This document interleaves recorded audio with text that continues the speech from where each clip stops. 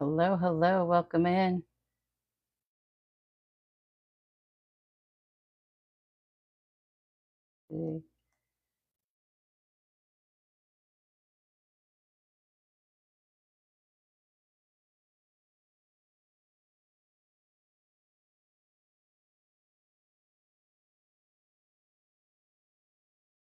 Hello, hello. Is the sound okay? I just wanted to test the sound because I have the mic on.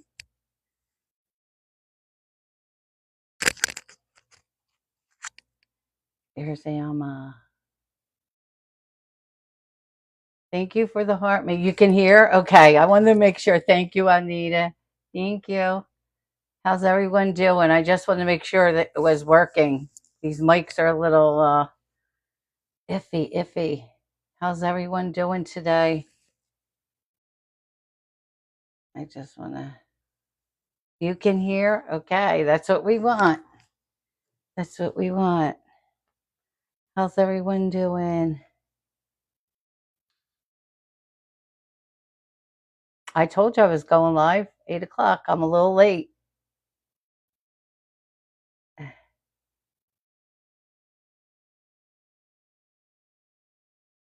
So what's everyone up to today? I wanted to see this. Okay. Emma, hey. Catherine, hello. Happy Thursday. Hey, Beautifully Broken. If everybody could tap the screen and share it out, I would appreciate it. Lisa, hey. I'm excited. I know. Josh is more excited. Trust me. Josh has been calling me all day since early this morning. I'm trying to charge my iPad because, of course, I didn't do that. I didn't think of that. So it's charging. It's charging.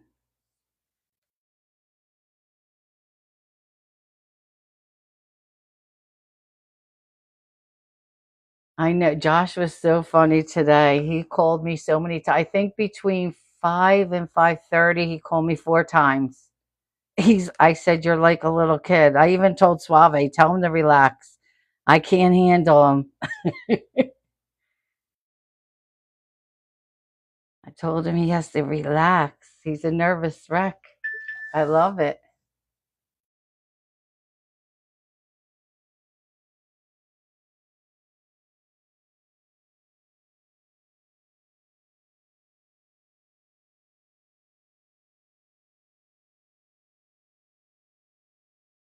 Oh, I was wondering why that came up. I got some, hey, Paula. Hey, Jenny. Hey, Jenny. It's because my iPad connected and it's like device at it.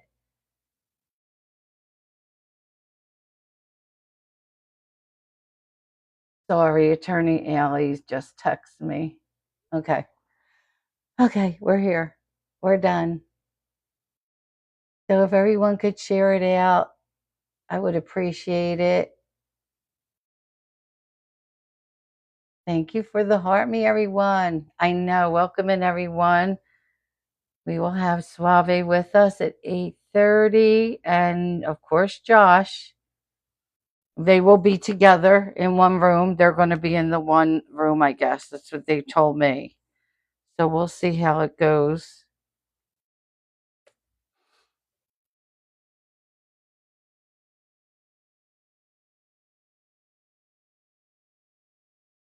He's hanging in there. Today he's a little confused. Um, you know, he went out this morning and he said I told him to. I told him to go look for the birds, which I didn't, and that was at 7 a.m. So, a little confused today. Did any gift show up yet? I sent a gift and then it froze. No, I didn't see a gift show up yet. And it usually tells me. Let me see. Oops. And then it froze. No, did anybody see a gift?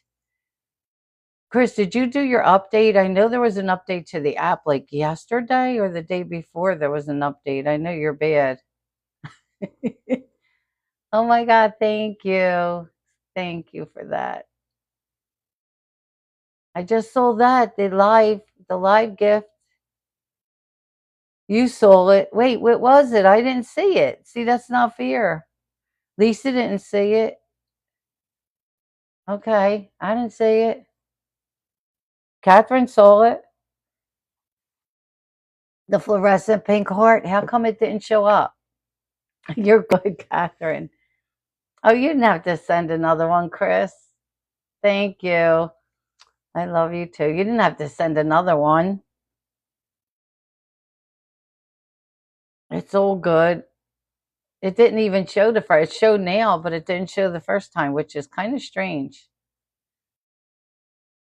It owes you a refund. Good luck with that. Good luck with that. So, how's everybody's day going? I'm just checking the iPad.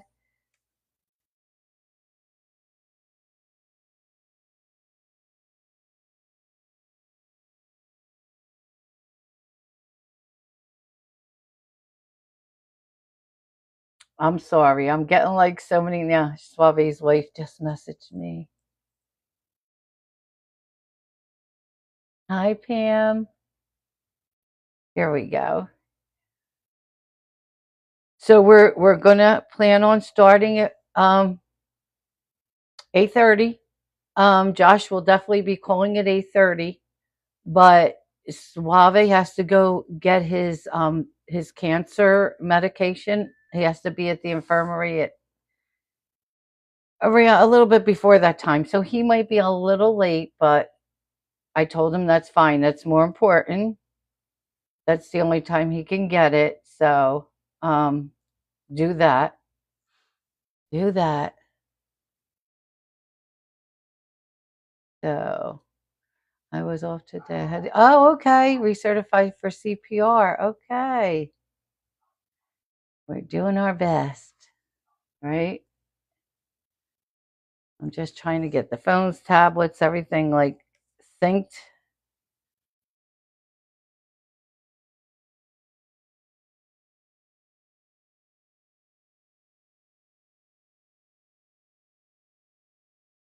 But what's everyone up to? I'm excited about tonight.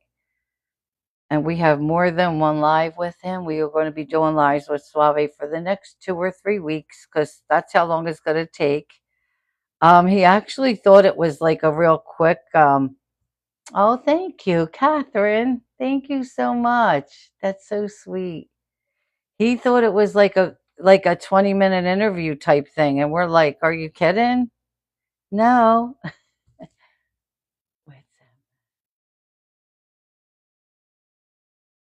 So in a couple minutes, Christy has to come up. She has something to tell everybody. Let me see. What did I'm trying to see? You know what? Which one of the mods knows how to check the filtered comments? Or I can go do it. Could somebody check the filtered words? Cindy, could you check? I have a feeling something's happening. If you can check the filter words, I'm not sure if there's anything filtered there. Hey, Natasha. Hey, boss mom. Thank you for the heart, me.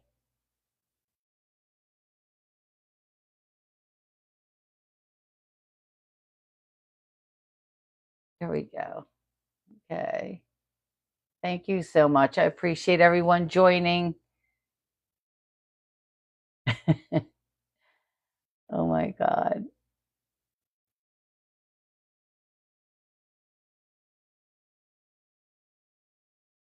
How's your mom? Right? She has an announcement. Christy has something to tell us. So as soon as we get a few more people in here, let's tap away. I don't have my tapper tonight because I'm live on all three phones tonight and a tablet.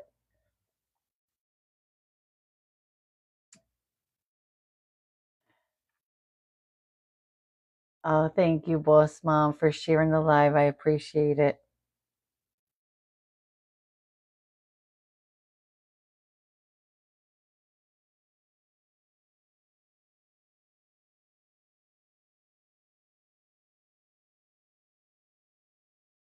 Oh my God! Look, there was keywords.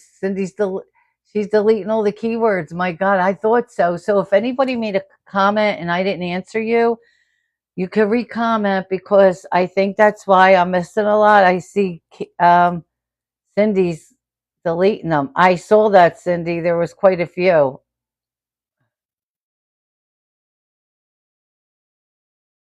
Oh Lord, I saw that. And Lisa, yeah, I have to let you. Yeah, you have to go under. I'll show you too if Cindy doesn't get to it. But thank you so much.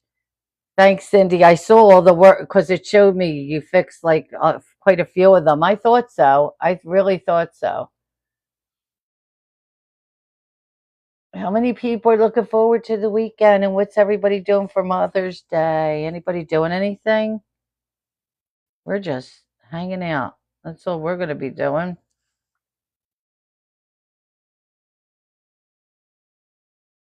Well, let me see if I would mom read my last comment.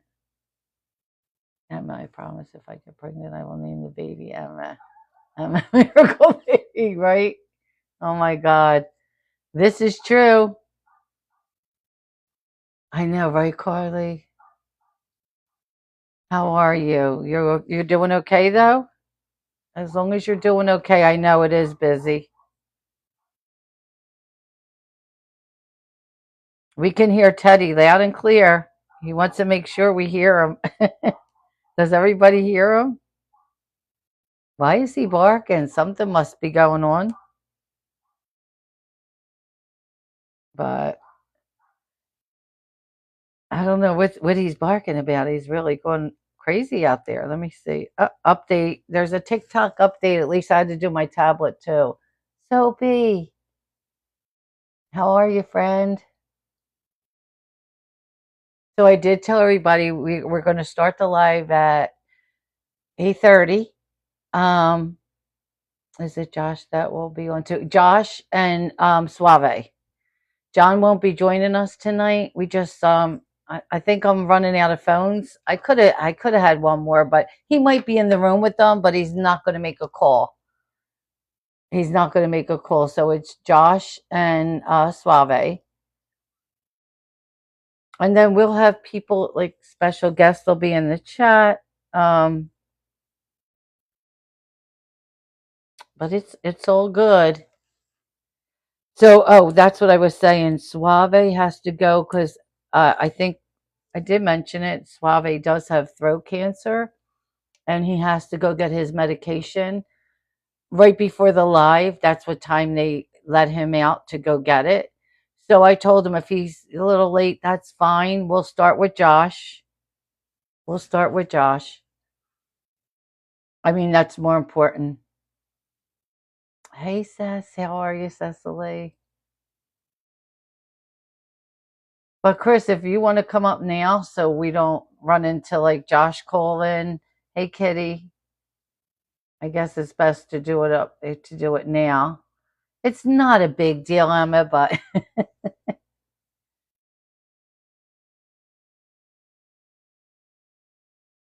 oh my God. Soapy will make it, Chris. She really will. You don't know Soapy is good like that. Hello. Hello. Hi. Everything is important. Hi. I think you like hyped me up too much. Who? Wait, hold on. I'm wearing my shirt. Oh, okay. You're doing my best. I'm just doing my best. I We're think not. you hyped up my announcement too much. It's Oh, we're not. Wait a minute. What? We're not sure, Alma. Like that's a hit or miss. I know Dr. Crosby said she's going to be joining. She's the editor, and she's going to be helping with the book. She might be joining. So the only one we'll have up here is like Dr. Crosby. Towards the end, we'll probably. I don't have that combo, but I could see what I could come up with. Sophie. I know. We're not sure. It depends who shows up. They say they are, but you never do know. Oh, we need 19. Love you so much. my son texts me. He needs me like when I'm busy, but I told him I can't right now. Oh my God. Thank you, everyone. What was I saying? Well, you can tell the announcement because I'm going to be getting a call soon. Oh, okay. So we took Alma's advice Alma, and we purchased what? Alma here, first of all. I saw her Oh, I want to make sure she's still here. earlier. She's still here? Alma, I'm sure she is. Are you present? say present. Okay. Oh, she's okay. So we took her advice and I bought the domain name chargedwithchange.org. I know you are. I wanted to make sure you were here for that. Hey, Jim. So So we took your we now own it and I have just like a temporary landing page that says like coming soon. So if you go to chargewithchange.org, it'll say like coming soon, charge with change until I have to build a website. So I did that a long time ago. So I just have to kind of freshen up my skills. did. But we have to discuss what we want it to be anyway. Like, is it what's going to be, on it? Is it just going to be links to the TikTok? Is it going to be links to? Is it going to have videos on it? Oh my God! Could you have put a nicer picture of her though? Look at her face. You only put the ones while you're live. You can't be like, he gets just different expressions. That's all you can get. Make her smile, Dan. Probably looking at something. Jackie, there's my friend. And Chris, by the way, Jackie's coming to see me and spend some time with me. You better get Wait, who? to know my friend Jackie. We're Do going to I know Jackie? the pool. I don't know if you know Jackie. Okay. Is that okay? Yeah, so I'll take some time and figure it out, but me and Marge this weekend are going to have to plan out what we want the website to be. So if anybody has any recommendations on what you think the website itself should be, let us know.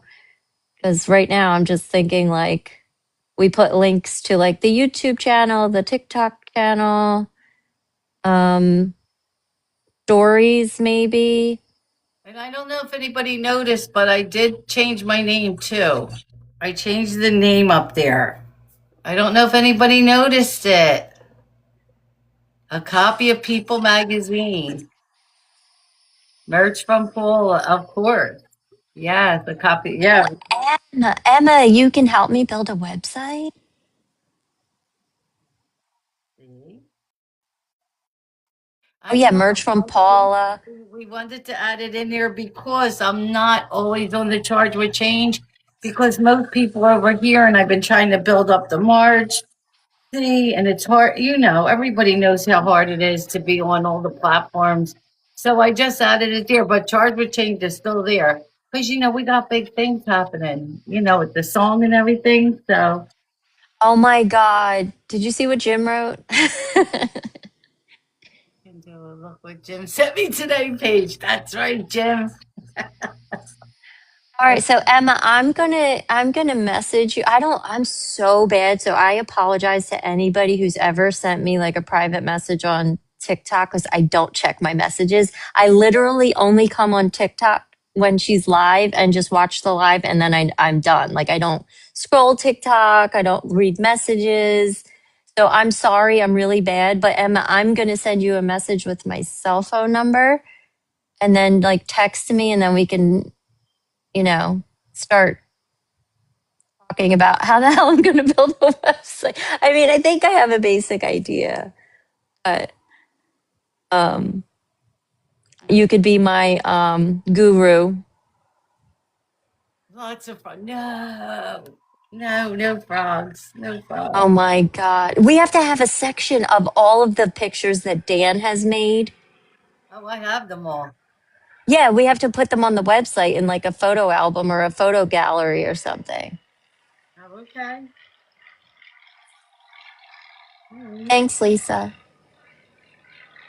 And then, so Paula can sell her merch, but I'll also sell the just doing my best. No, I'm not going to sell those. Um, and then the calm down shirts.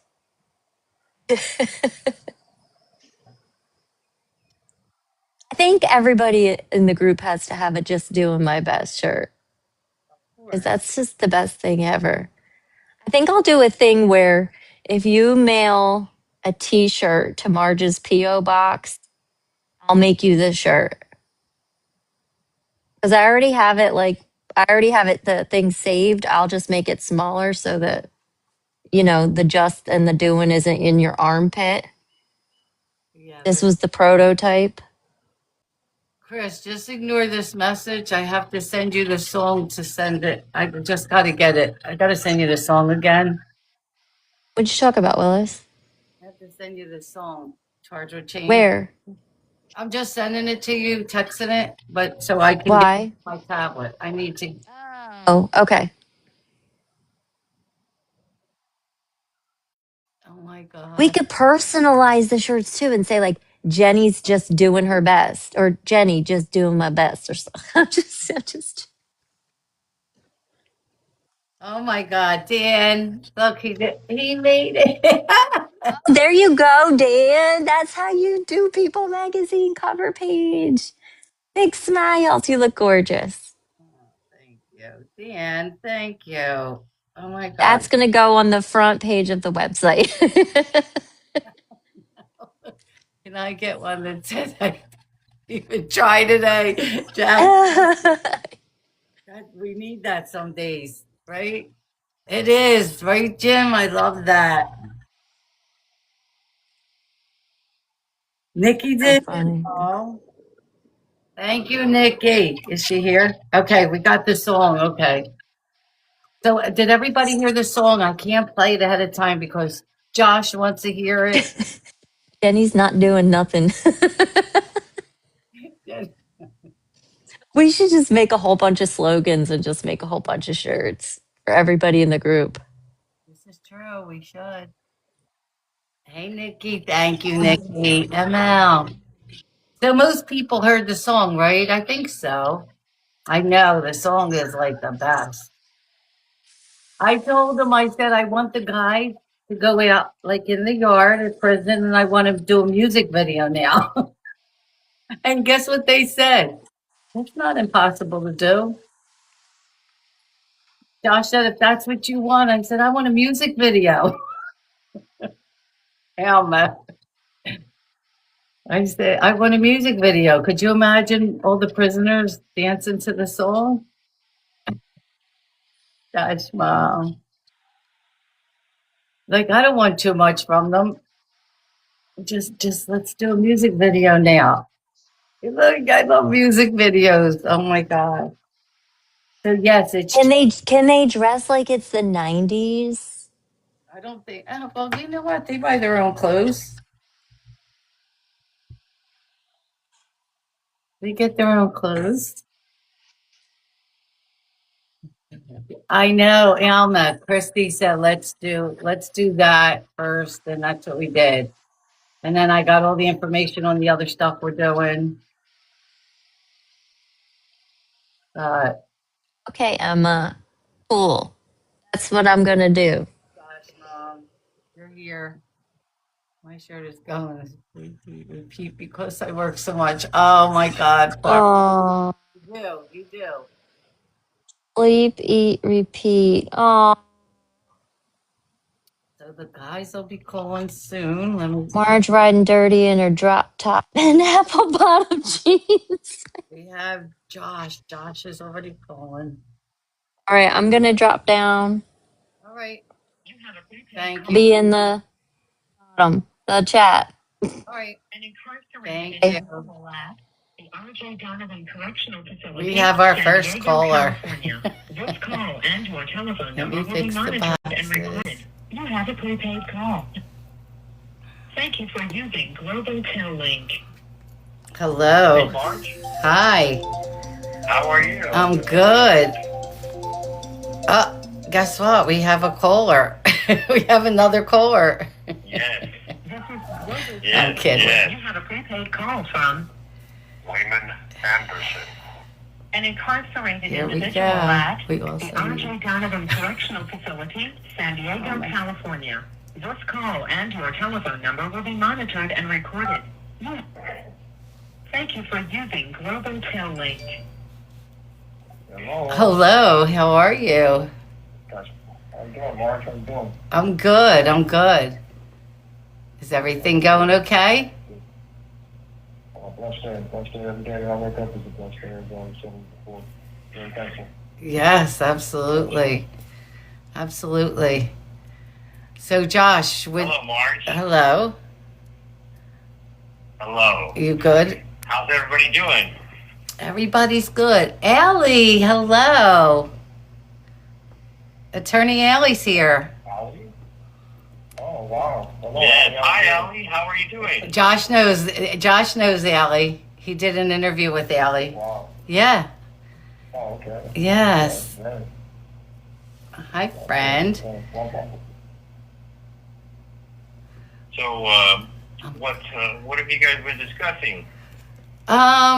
We just What's new? been discussing charge with change. Christy just did a website for us. She did the www.change chargewithchange.org. We just got it tonight. Oh, wow. Nice. That sounds nice. Suave, this is all you. You're pushing it too. You are pushing me to go since you wrote that, Absolutely. Yeah, hey, it's my pleasure. I told you. As soon as I heard it was placed in my spirit, the lyrics just popped in, and I'm like, hey, I'm going to write this song. And my wife, I turned to my wife for help.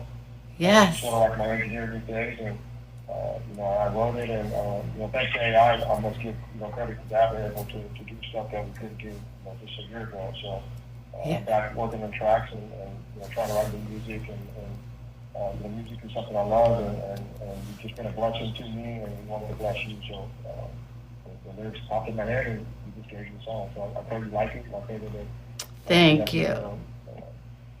I absolutely love it. I love it. So now, Josh, because you are together, it's giving me feedback. Uh-huh. It's like when Suave, I'm hearing him on your tablet also. Okay. Let's see. And Suave, you're a little low. Josh is loud. Yours is low, but I'm getting the feedback like it's double. Keisha, hey, 1 second. your beautiful wife's here. She's in the chat. Oh, wow, yeah. Oh. Yes, I was just telling Josh, I'm blessed with, he was asking me who my best friend was as a child, and his name was Derek Davis, and my wife's maiden name is Davis, and so at 18 years old, I found the love of my life, so, yeah. Oh, that's great. That's great. Okay, they said it sounds a little better. It sounds better. Sounds Are good? you Okay. getting? My wife is always saying I'm low, too, so I This don't know call if it's and something your like my telephone number headphones will be have, monitored or- and recorded. I wonder, I wonder if it's something with that, because Josh is all loud and clear. Yours is just a little low. Oh, wow. Yeah, but now that's better. Better now? Yeah, so much better. Okay, great. I'll just, I'll hold the mic to my Are you mouth. getting feedback? Not now. Now it's good. Okay. Now We're we're- in a room, and the room we're in kind of doesn't have very good acoustics, so we Oh, may I'm be sure. getting some of that too. If so, we may have to go each in a different room if that becomes a problem. But if we kind of moved away from each other, and if that makes the feedback go away, Yeah, we're good now. uh, Yeah, it sounds good now. Yeah, absolutely. And everyone's saying it's good for them also. And I have a microphone also on, so I just put it closer to the phones. Okay. Yep, I have a Good, microphone. good, Thank you. good. Okay. and if you could turn Suave up or closer to the mic so I can hear him, Yeah, it's all the way. because And I know you two are going to have a hard time hearing each other. yeah, he's right here, so I'm hearing him in one ear. I can take one earbud out. So Okay. I can hear him because there's a delay, Suave. Yeah, there is a little delay. Maybe about. Oh, okay. Well, yeah. I'm about 2 feet feet away from him. So I Yeah, guess this is the best these circumstances, the best we can do. exactly. So, We got to work with what we have. Yeah, unfortunately.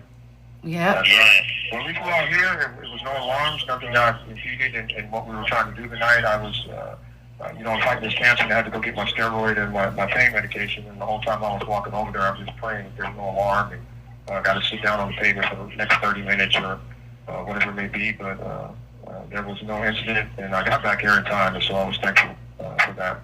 Oh, and that's great. And if if you needed more time, that was fine. But you got your medication, right? You're good? Yes, ma'am. Oh, Yes, okay. ma'am. I got that. It's something that I have to take it. So I got it. Absolutely. That's more important. This call and your telephone number will be monitored and recorded.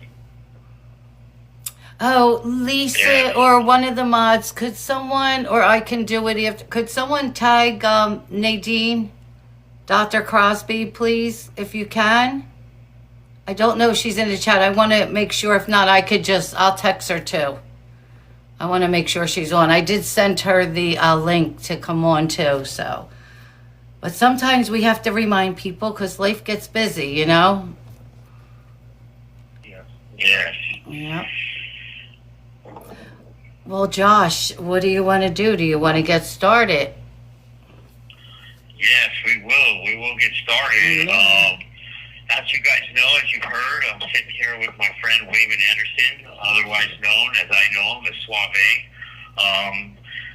As we've done many of these here on Charge for Change, again, Marge, we thank you for the opportunities that you give us.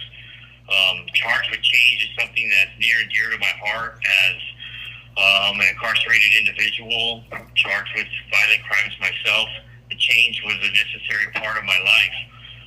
This individual here is going to give us some testimony tonight about his transformation into the individual that he is today.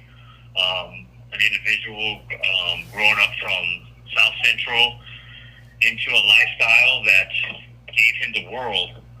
And then now we are sitting here face to face in prison with a man who has a life without the possibility of a parole sentence and still is a positive individual, showing us another example of the transformation that can be done behind bars and still be doing positive things.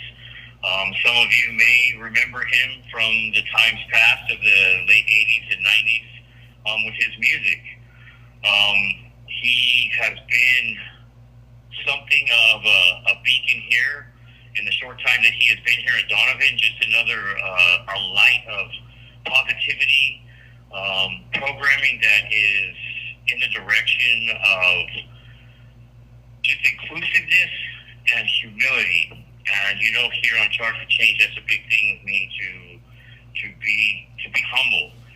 This platform has showed me that humility of what it is and is how we can make a difference in other people's lives by sharing our lived experiences in ways that, even though we come from a negative standpoint years and years ago, that today we do bring positive change about into the world, because we do have the obligation of Charge for Change.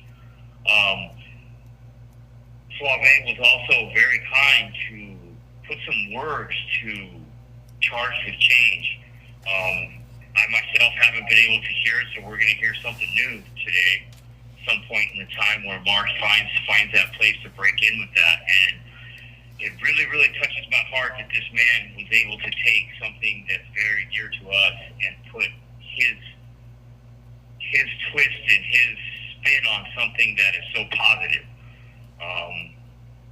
Without further ado, Marge, unless you have something that you would like to add to that, this is my friend, Sauve. Thank you, Josh. Thanks, Mark, Josh. I don't know if you want to say something. Suave, I just want to welcome you to the platform. It's been such a pleasure speaking to you. I told everyone we're only talking about the past week or week and a half. And I feel like I've known you forever. It's just you're so easy to talk to. You're part of the family now, so I'm so happy to have you. And your wife has been such a sweetheart, like sending me everything. We've been in contact back and forth, so I really appreciate both of you. It's our pleasure. It is our pleasure. Fortunately, as I'm glad to be a part of the family, and as I told you, anything I could do to help move this podcast or program forward, I'm all for that. As Josh was saying, I've been here at Donovan for a little bit, about maybe over nearly 3 months now. I was emergency transferred here from SADF. I've been at corporate for the last 2 years. Due to my cancer treatment. So I was diagnosed with stage 4 throat cancer about 5 years ago, and about maybe 6 months ago, a sore came in my left side of my jaw. They did a biopsy of the corporate and found out that the cancer had tested positive in my jaw, and I was immediately transferred down here to start cancer treatments. So had that not happened, I never would have been able to cross paths with Josh, which I now look at as a blessing. Even though I'm still in the middle of this fight with cancer. Looking at reconstruction jaw surgery, as well as having my lymph nodes removed. But I have decided, against my wife's judgment, to not have the surgery here while in prison, so we're trying to move my recipients team forward as quick as possible. I have my own private insurance due to my royalties, as well as the insurance that my wife has me on, so I can go get private health care if I was to be resentenced and get out of here. And I've already done 34 years in prison. For a crime that I did not do. However, I accept responsibility for my involvement in the crime. Although I did not personally kill Mr. Robert Wellington, I am responsible for the other aspects surrounding that crime, which is narcotics.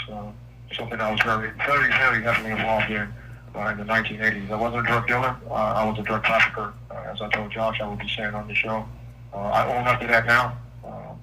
Drugs is not a victimless crime. I know that now, and I take full responsibility for his death, even though I was not the person who actually set the blaze and led to his death. So that said, I've been in prison again now 34 years. During my incarceration, it's been a lot of ups and downs. You have to learn how to survive. I literally went from living in a palace to a pit. Anybody that's been to Los Angeles County Jail knows that place is an HEO hole. But I made it through, and by the grace of God, I'm here today. Trying to do positive things since I last maybe 15 years in prison. I've only had maybe one write-up in that time period. And basically just been on my journey, finding myself, trying to do what I could do to help others, and staying true to who I am, basically. Okay. All right. Thank you, Suave.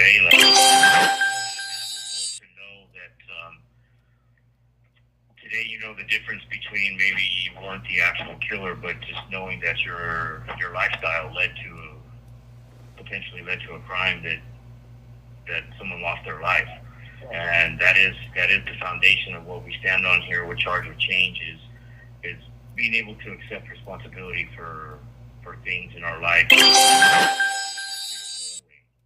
that's the crucial aspect of.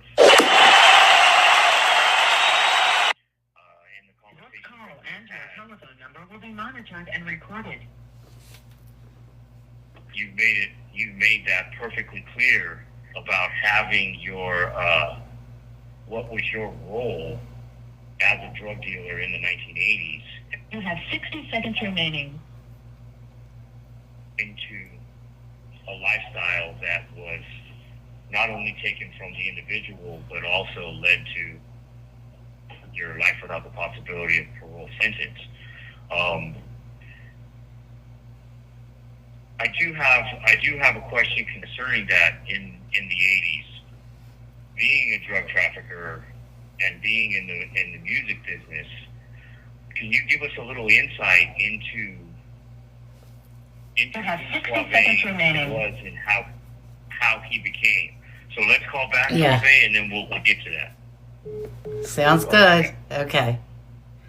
All right. So welcome in, everyone. How's everyone doing tonight?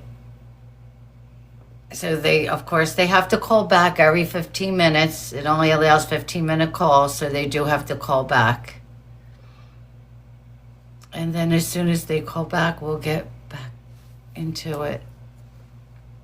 There we go. I thought it froze for a second, but we're all good now.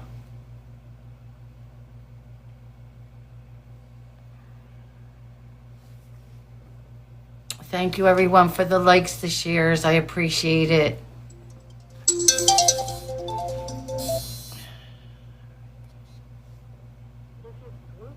Link. You have a prepaid call from Josh Burcham. Wayman an Anderson. incarcerated individual at R&B Correctional Facility, San Diego, California. This call and your telephone number will be monitored and recorded. You have a prepaid. Thank you for using Global Tel Link. Okay, we're back. We're back. All right. So with that, today being able to take that accountability, my question is that lifestyle and the involvement in that led to a lifestyle that gave you pretty much everything that you wanted. Well, I think it's everything that you think that you want is what that lifestyle gives you. As I calculated from the age of 18 to I think I signed with Capitol Records when I was 21, 22 years old. I made about $60 million drug trafficking cocaine. In the 1980s, cocaine did not come through Mexico, as I've told you. You went to Florida, came from the Bahamas, Colombia to Bahamas, from the Bahamas into Florida, into tow trucks. This is the way I transported it back to California and dispersed it across the country. It was kilos. We used to bring maybe 300 to 500 kilos at a time.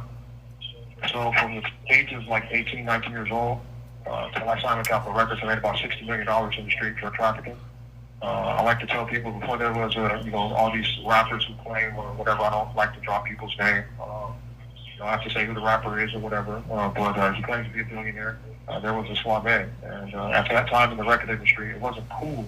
As I told you, when I was signed to Capitol, there was a president by the name of Step Johnson who went on to do great things at Interscope with, Death Row and Tupac and all those guys.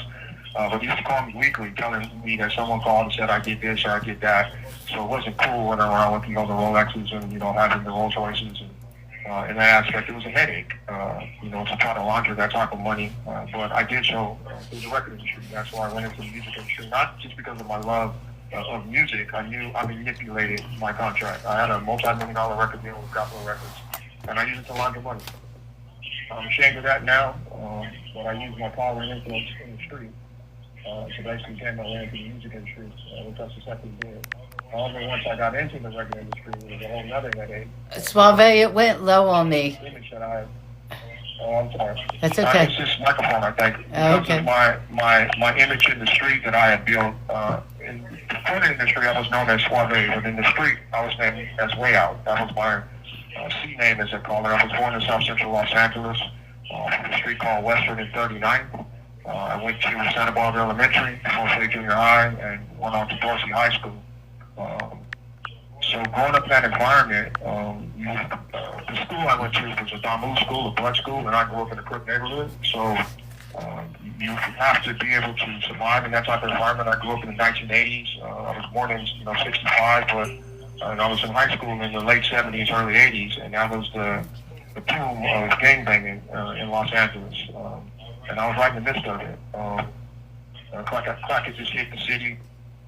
So you had to survive, and the way that I carried myself in the street was totally different than I carried myself in the recording industry. Also, when I went into the record industry, that image followed me into the record industry. So with all these rumors, I did this, I did that, this happened, whatever it may have been.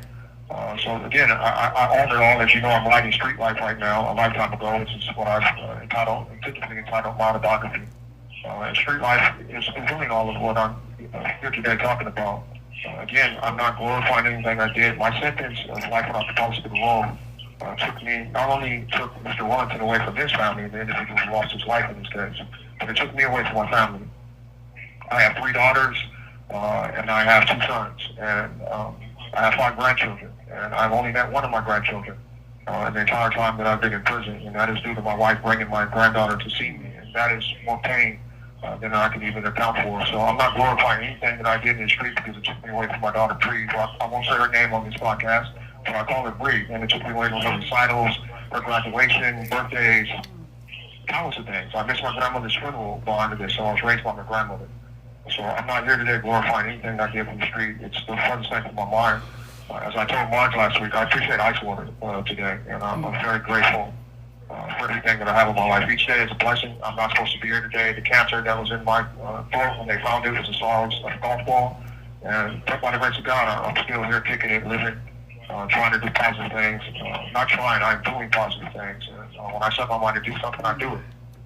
So I'm not going to glorify anything that I did. I hurt a lot of people. I put a lot of cocaine on the street in the 1980s, and a lot of those people who bought those drugs had children, and that money went into my pocket to buy homes in Calabasas, a pair of heels, while those children didn't have their parents in their home. They grew up probably with not food on the table sometime. While I was running around with a $200,000 watch on my wrist. So I don't glorify that lifestyle at all, and I won't glorify it. I accept full responsibility for what I did, and I'm glad it's all gone. My grandma used to tell me, when you build a house on sand, and one day what I was doing, everybody was going to run, and I was going to be left by myself. And exactly what that lady told me, ended up happening. So the only person that stood by me and that stood by me is my wife and my children. Whereas so many people that I helped put in position to be very successful in their lives, they disappeared. Everybody can stand the sunshine, but when the rain comes, everybody runs sometimes. So, I know that now. Absolutely. And Suave, real fast, because a lot of people don't know why you're in prison right now. So just a little bit about that, or what you want to share. I know Josh knows, but there's people here that don't know why you're even behind bars. Well, on September the 18th, let me start back. Sometime in around 93, let's say July or August, someone got a couple of kilos of cocaine for me. I lied at the time and said I was no longer in the drug business where I was. And let me make it clear, the statute of limitations was run out on those charges. I was under investigation for about 50 kilos being found in Alabama.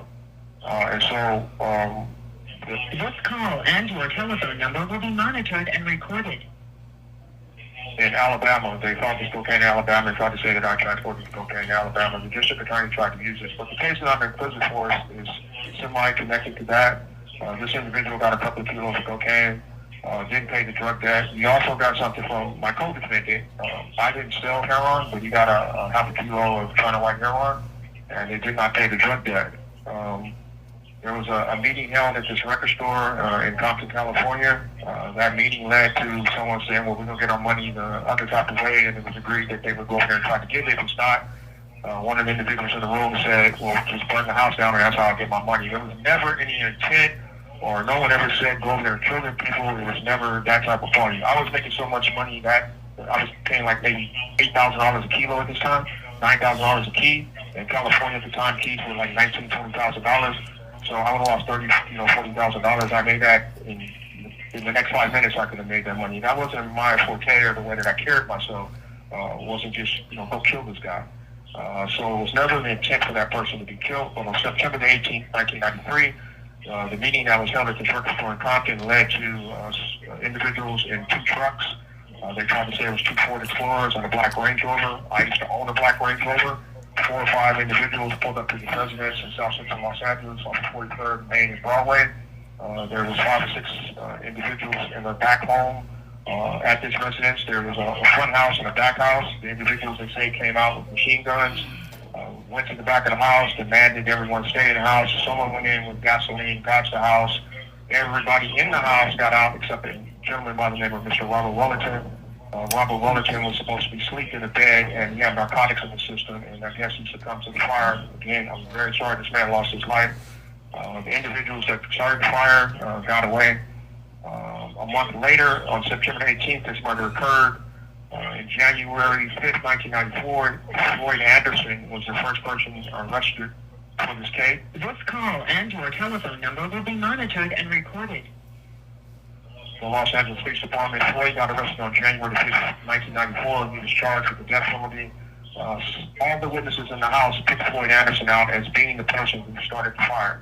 They originally said that I was the person that held the people in the home with the machine gun, daring them to run out and that they would be shot. And they said the person who had this machine gun was 6'1", and he had a 4-inch ponytail. Well, at the time that this crime occurred, I had an album out by the title To the Max.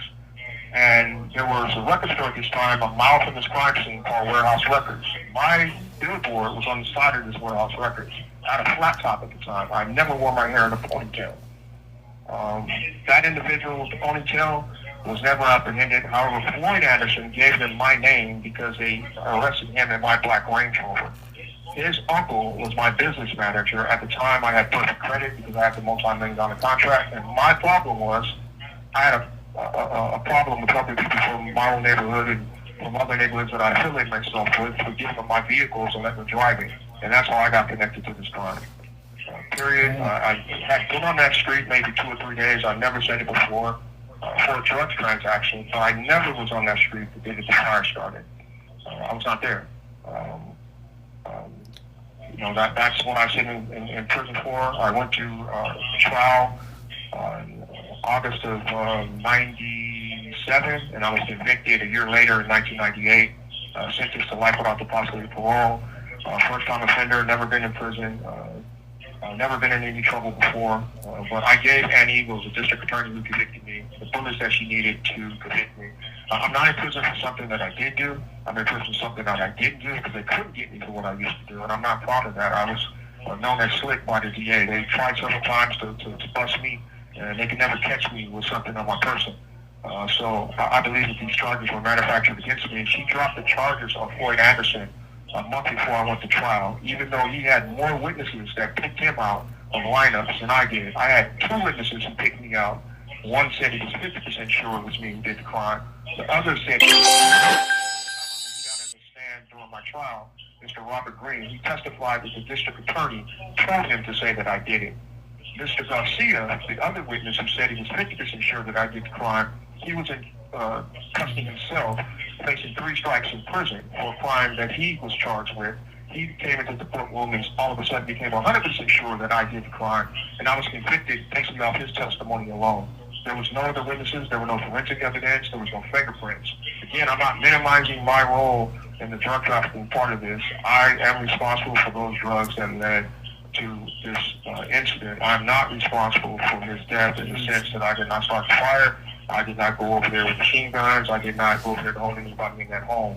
I was just a participant in a lifestyle that, at the time, in my own mind, I thought I was doing what I had to do to make a better life for my family. I now know, again, all that my family has suffered, they also are doing life without the possibility for my actions or the lifestyle that I chose to do.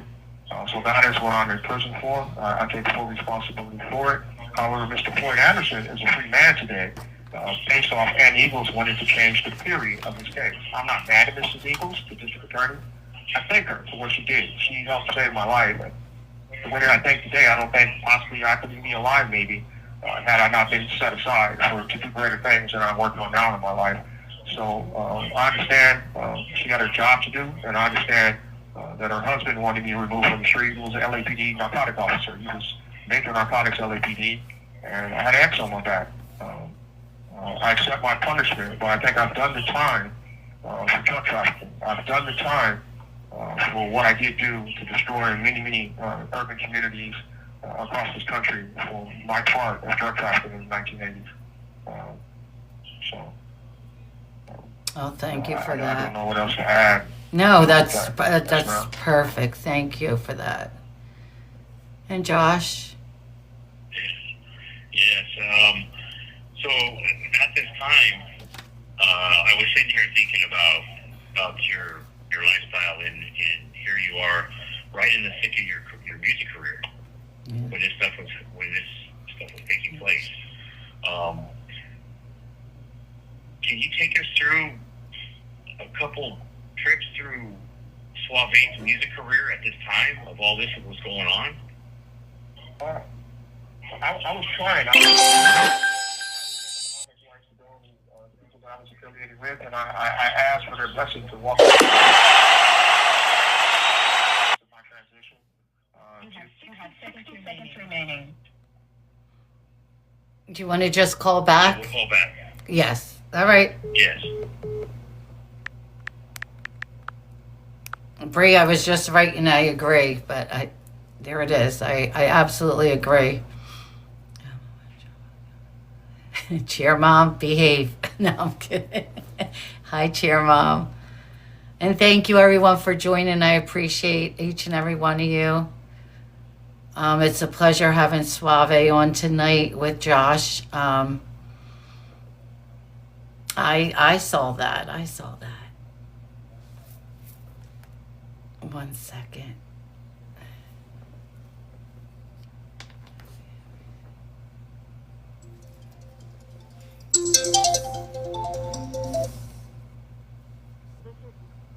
Link, you have a prepaid call from Absolutely. an incarcerated individual at the R.J. Donovan Correctional Facility, San Diego, California. This call and your telephone number will be monitored and recorded. You have a prepaid call. To accept this, thank you for using Global Tel Link. Okay. Yeah, I signed with Capitol Records, I think, the summer of 1986. I was very close with several members of New Edition, and Ricky and Ricky Bell and Ronnie DeVoe were executive producers of my first single, I Want to Please You. They introduced me to some producers in Boston.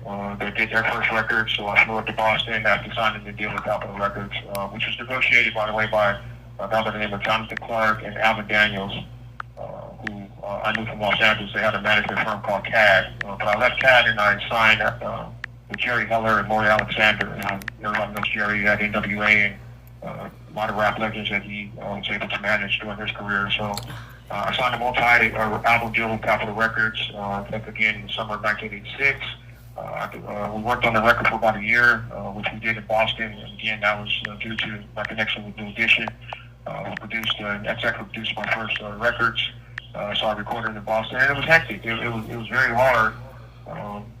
Doing what I was doing in the street, the beeper going off every 5 minutes. At this time, there wasn't smartphones. You had a beeper, and in the beginning, you had to call in to a messaging service and get your message, and then try to decode the message and what this person actually wanted. Then call your runners. I had my own little crew, and tell them to go here. So there were several times when I was in the studio, and when it first started. It was just very hectic at that time, but I was grateful that my uncle, who raised me with my grandmother. My mom was a big part of my life, but she had her own monsters and demons in her life, and she thought it was best that my grandmother take me and my sisters. So I was raised, as I said, by my grandmother. Well, my grandmother's son, my Uncle Sonny, taught me how to drive when I was 15 years old. And I say that to say, and I get back to that because my biggest song that I recorded was My Girl. And my uncle, as he was teaching me how to drive, always had this 8-track, and he just played My Girl over and over. It was his favorite song. His name was, I called him Sonny, but his real name was Aubrey Greeno. So Uncle Sonny loved My Girl so much, and he was such an influence in my life, and was sort of like my dad, that when I was choosing songs to do for the album, I wanted to honor him.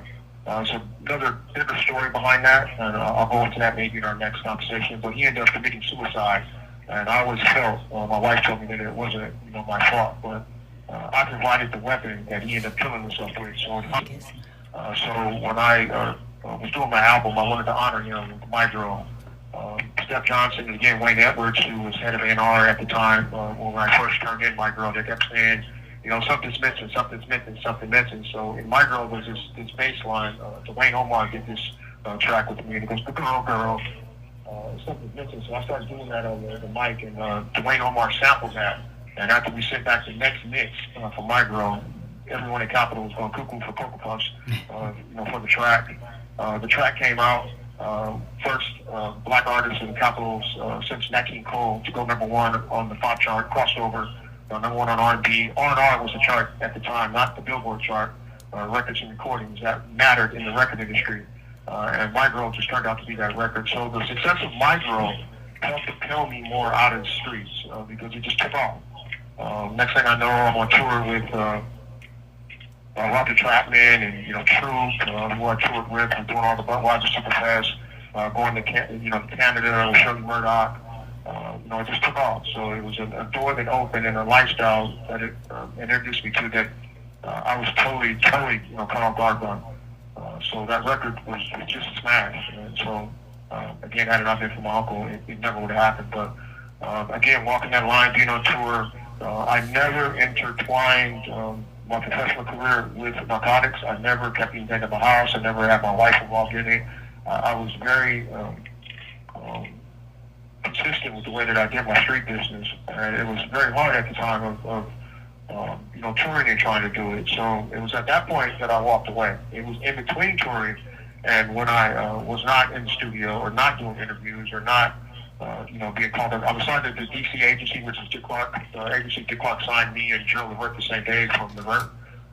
Casanova, songs like that. Drill and I were very, very close, missing to this day. But it was hard, and people who knew what I was doing would just tell me, man, walk away, man. You got everything in the world you want. But it was just something that I felt that the loyalty that I had to the people that I was affiliated with, and my own demons on the inside. I was molested as a child. I've never said that before, not publicly. No matter how much success I had, how much money I had, I heard Deion Sanders, the great, say that he used to sleep in a $10,000 bed and got no rest. I totally understood what that man meant when he said that. There's no car that I didn't have. There was no home. There wasn't anything that I couldn't buy. Yet I was never, ever, ever, ever happy. And today I can say that I'm more happier and more content and more in tune with who I am as a man and know what I want out of life than I ever have known before. As I stated already, I appreciate ice water. I'm married to the love of my life. I have grandchildren who love me. My son adores me. I have two sons. So they adore me. My daughters adore me.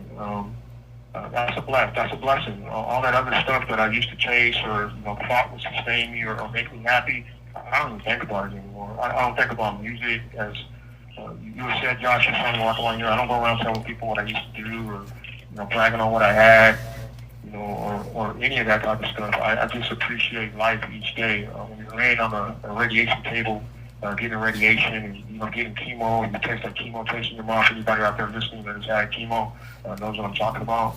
You got a tech tube in your stomach and you're being fed liquid through a pump. It sort of puts stuff in perspective. Again, I'm so sorry for my actions in the past. But that lifestyle, it was hectic. It was a juggling act, and I just couldn't, balance it all. And I think that I was starting to break. I started drinking right before I was incarcerated. Everyone knew me was going, what is Sauve doing?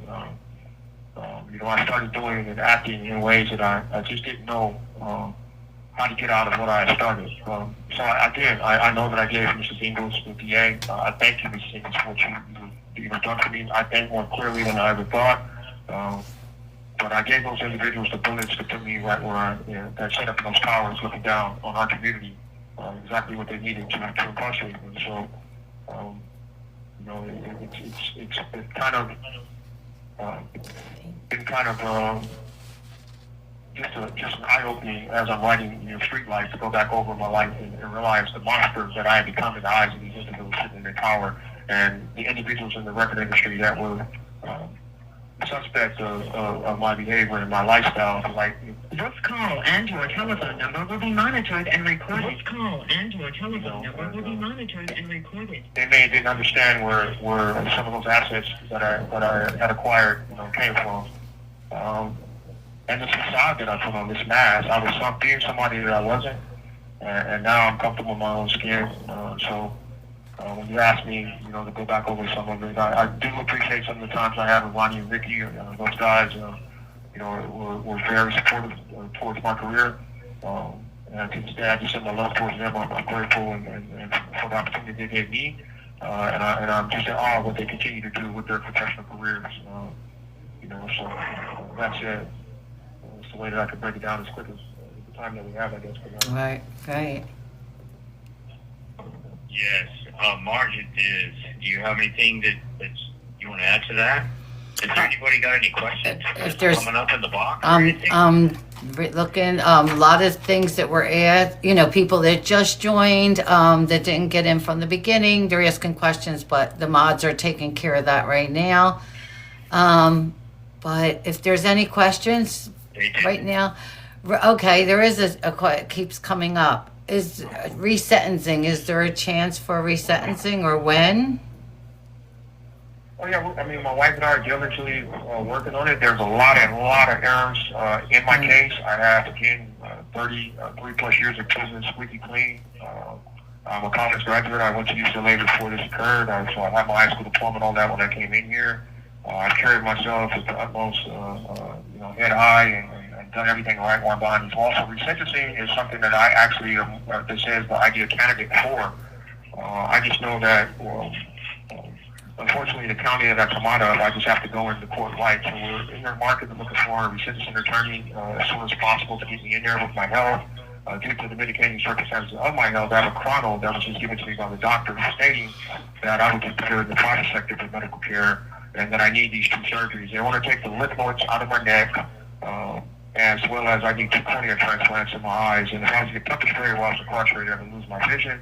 So they are asking for me to be in the private sector to get these operations done. However, with my LWOP sentence, they cannot file for what's called compassionate release. If you have an LWOP, you do not qualify for that.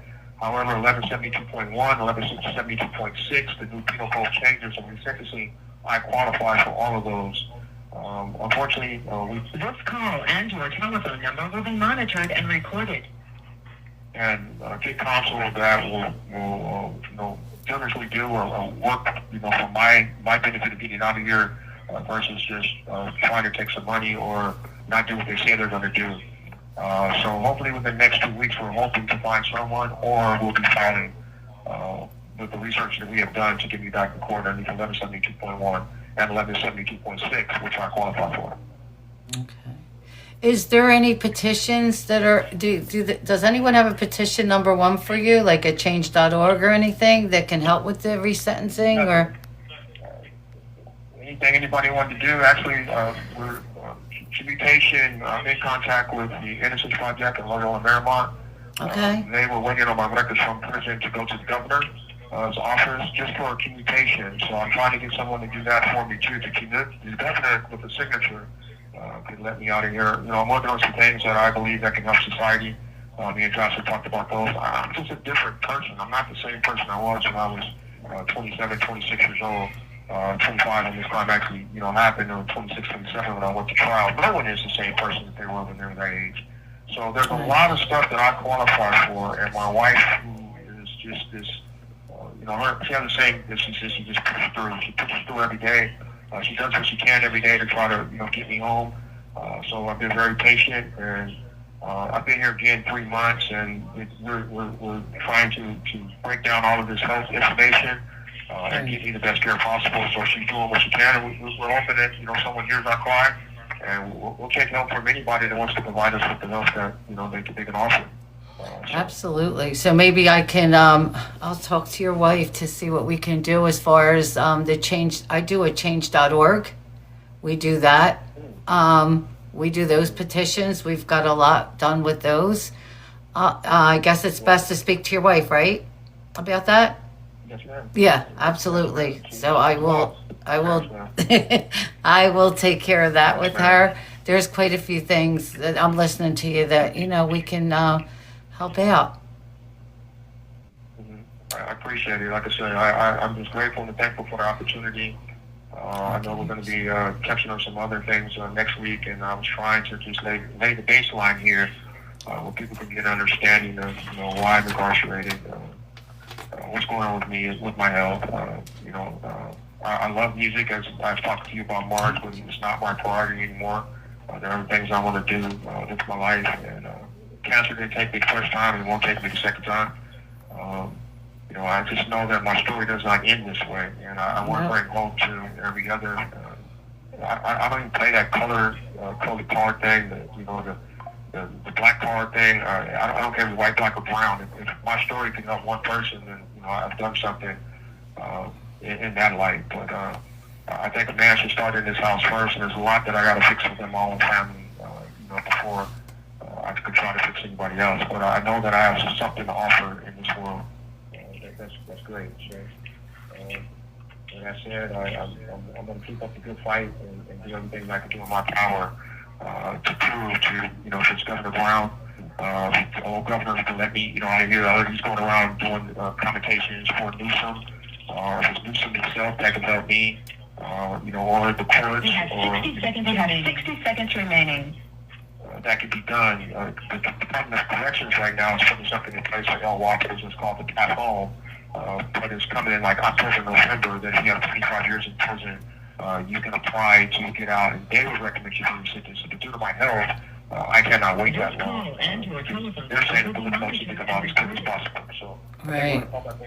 Yeah, call us back. All right. And not sure if he was charged, but he's free. Yeah, no, he wasn't charged, Chris. Nope. Alma, no, he wasn't. He walked. Amazing, he walked. So we will do it. I will speak to Sauve's wife to see what's available. I'll reach out to her tomorrow, and we can do a change.org. We can get that out there. There's quite a few things now that I'm listening. But you know how many times I spoke to him and he says he now appreciates ice water. And that breaks my heart. You know, he has stage 4 lung cancer.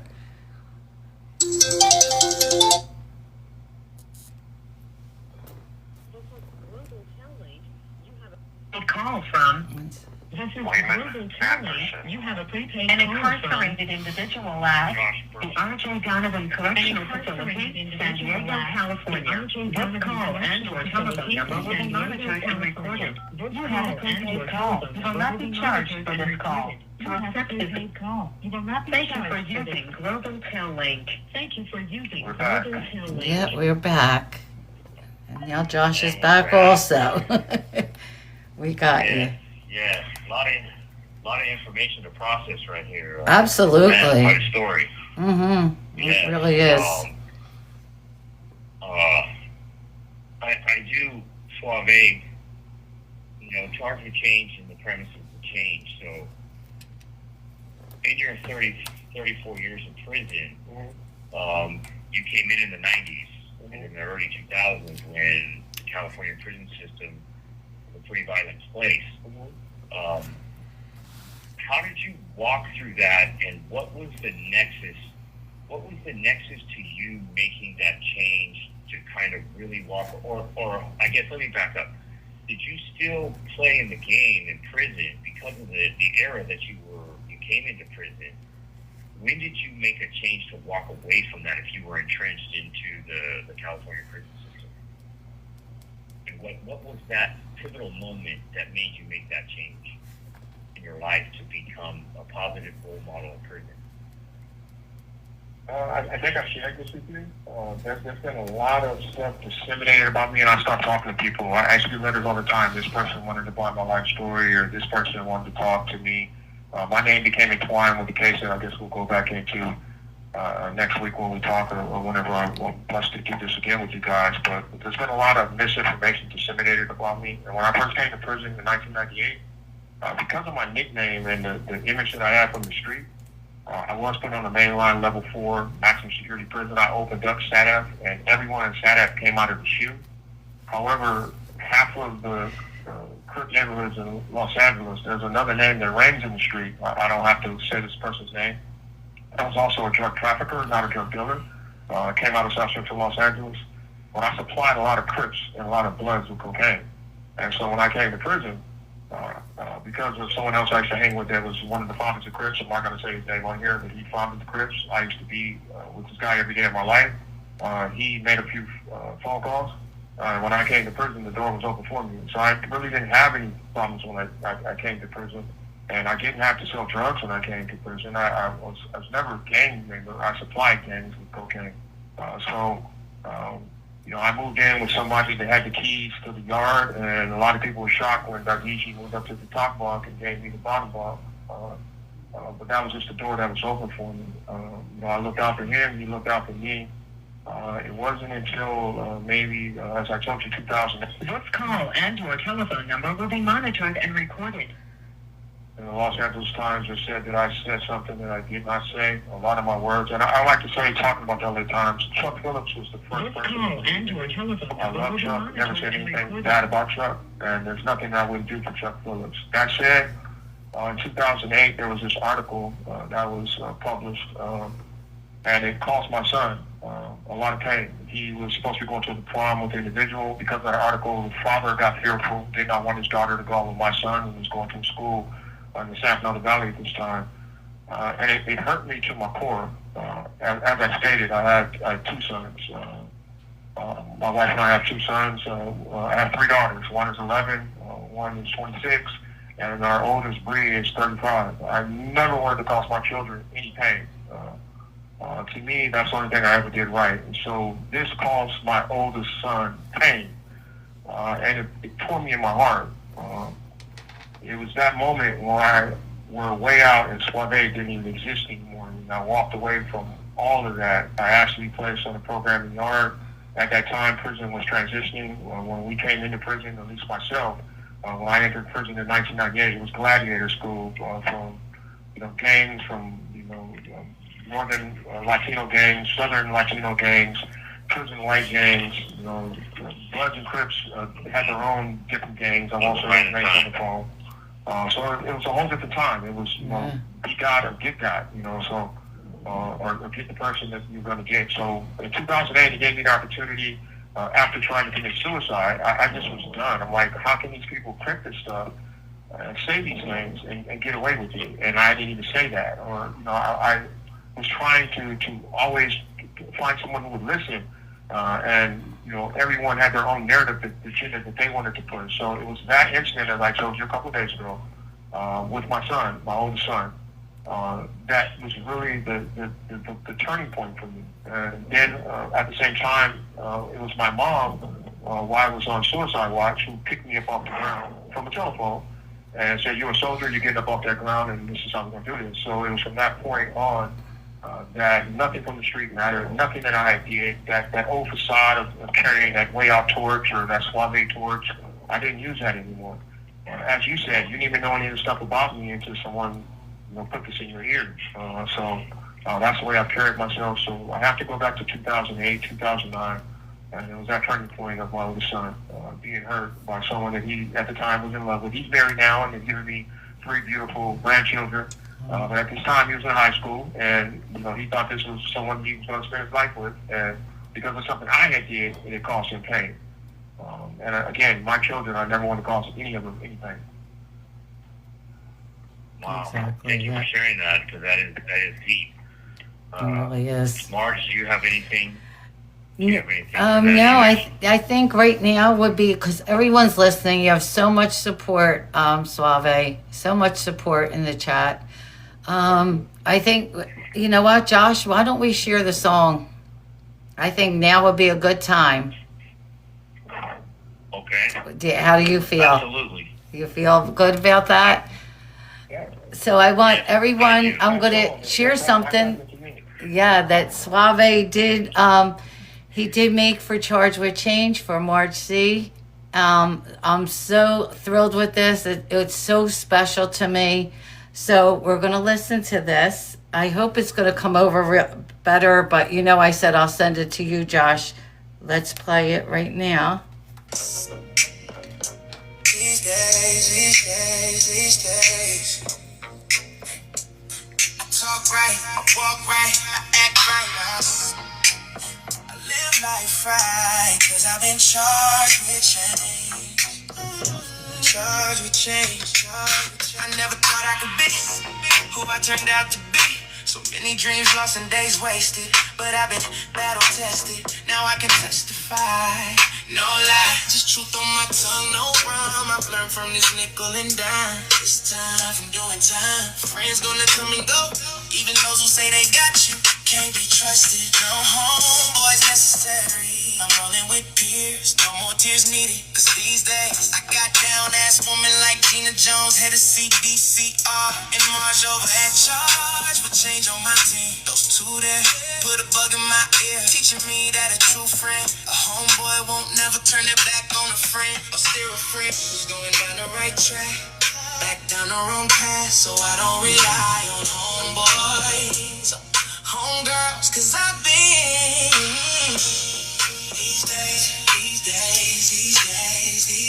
I talk right, I walk right, I act right, I live life right, cause I've been charged with change.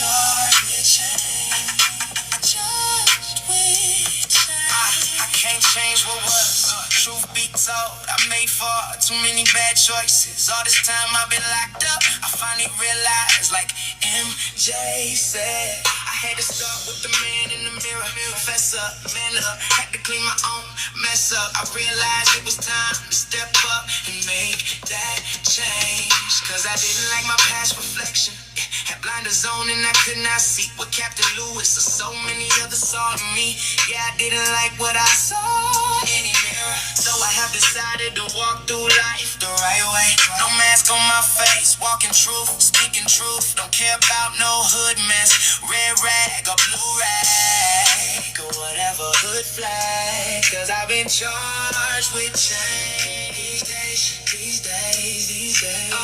I talk right, I walk right, I act right, I live life right. Kitty, charged with change. Dr. Crosby, charged with change. If you listen to this, if you've been charged with change. If you listen to this, you've been charged with change. Like Joshua, charged with change. Kenny Lee, charged with change.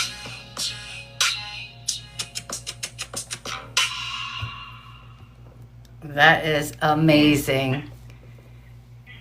Thank you so much for that, Suave. My pleasure. My pleasure. Josh, did you hear it? Yes, I You- did. you That heard was it better back- than the other night. Yeah. I have, Marge, I have the 2-minute warning for the hour long. Oh, And I know Swap. This call and your telephone number will be monitored and recorded.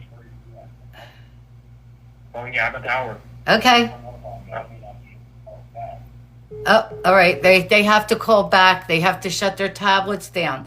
Just then, I didn't realize he had to do. They're going to call right back. Was that amazing? I know, Alma. I love this song. It is amazing. I can't believe he did that. I really can't.